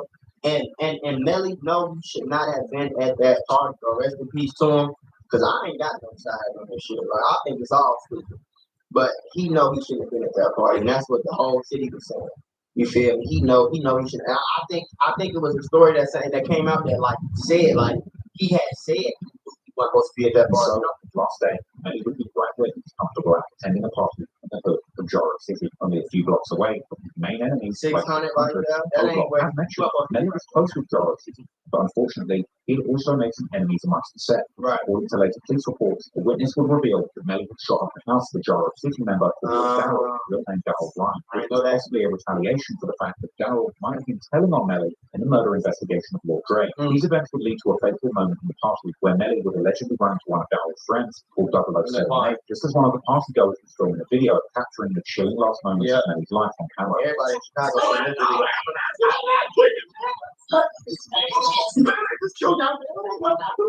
The police would later check the security cameras of the building, seeing that 007 real name Nathaniel Hicks, arrived at the party around 12:30 a.m. At one point, he even posed at one of the security cameras with his gun, before then allegedly shooting Melly around 2:45 a.m. and then running out of the building. Nate would then be identified as the shooter by multiple witnesses. He was eventually even caught a few days later with the murder weapon still on him. But despite all the evidence, the state attorney's office would ultimately refuse to prosecute Nate due to the witnesses' refusal to cooperate. What I tell y'all, gang.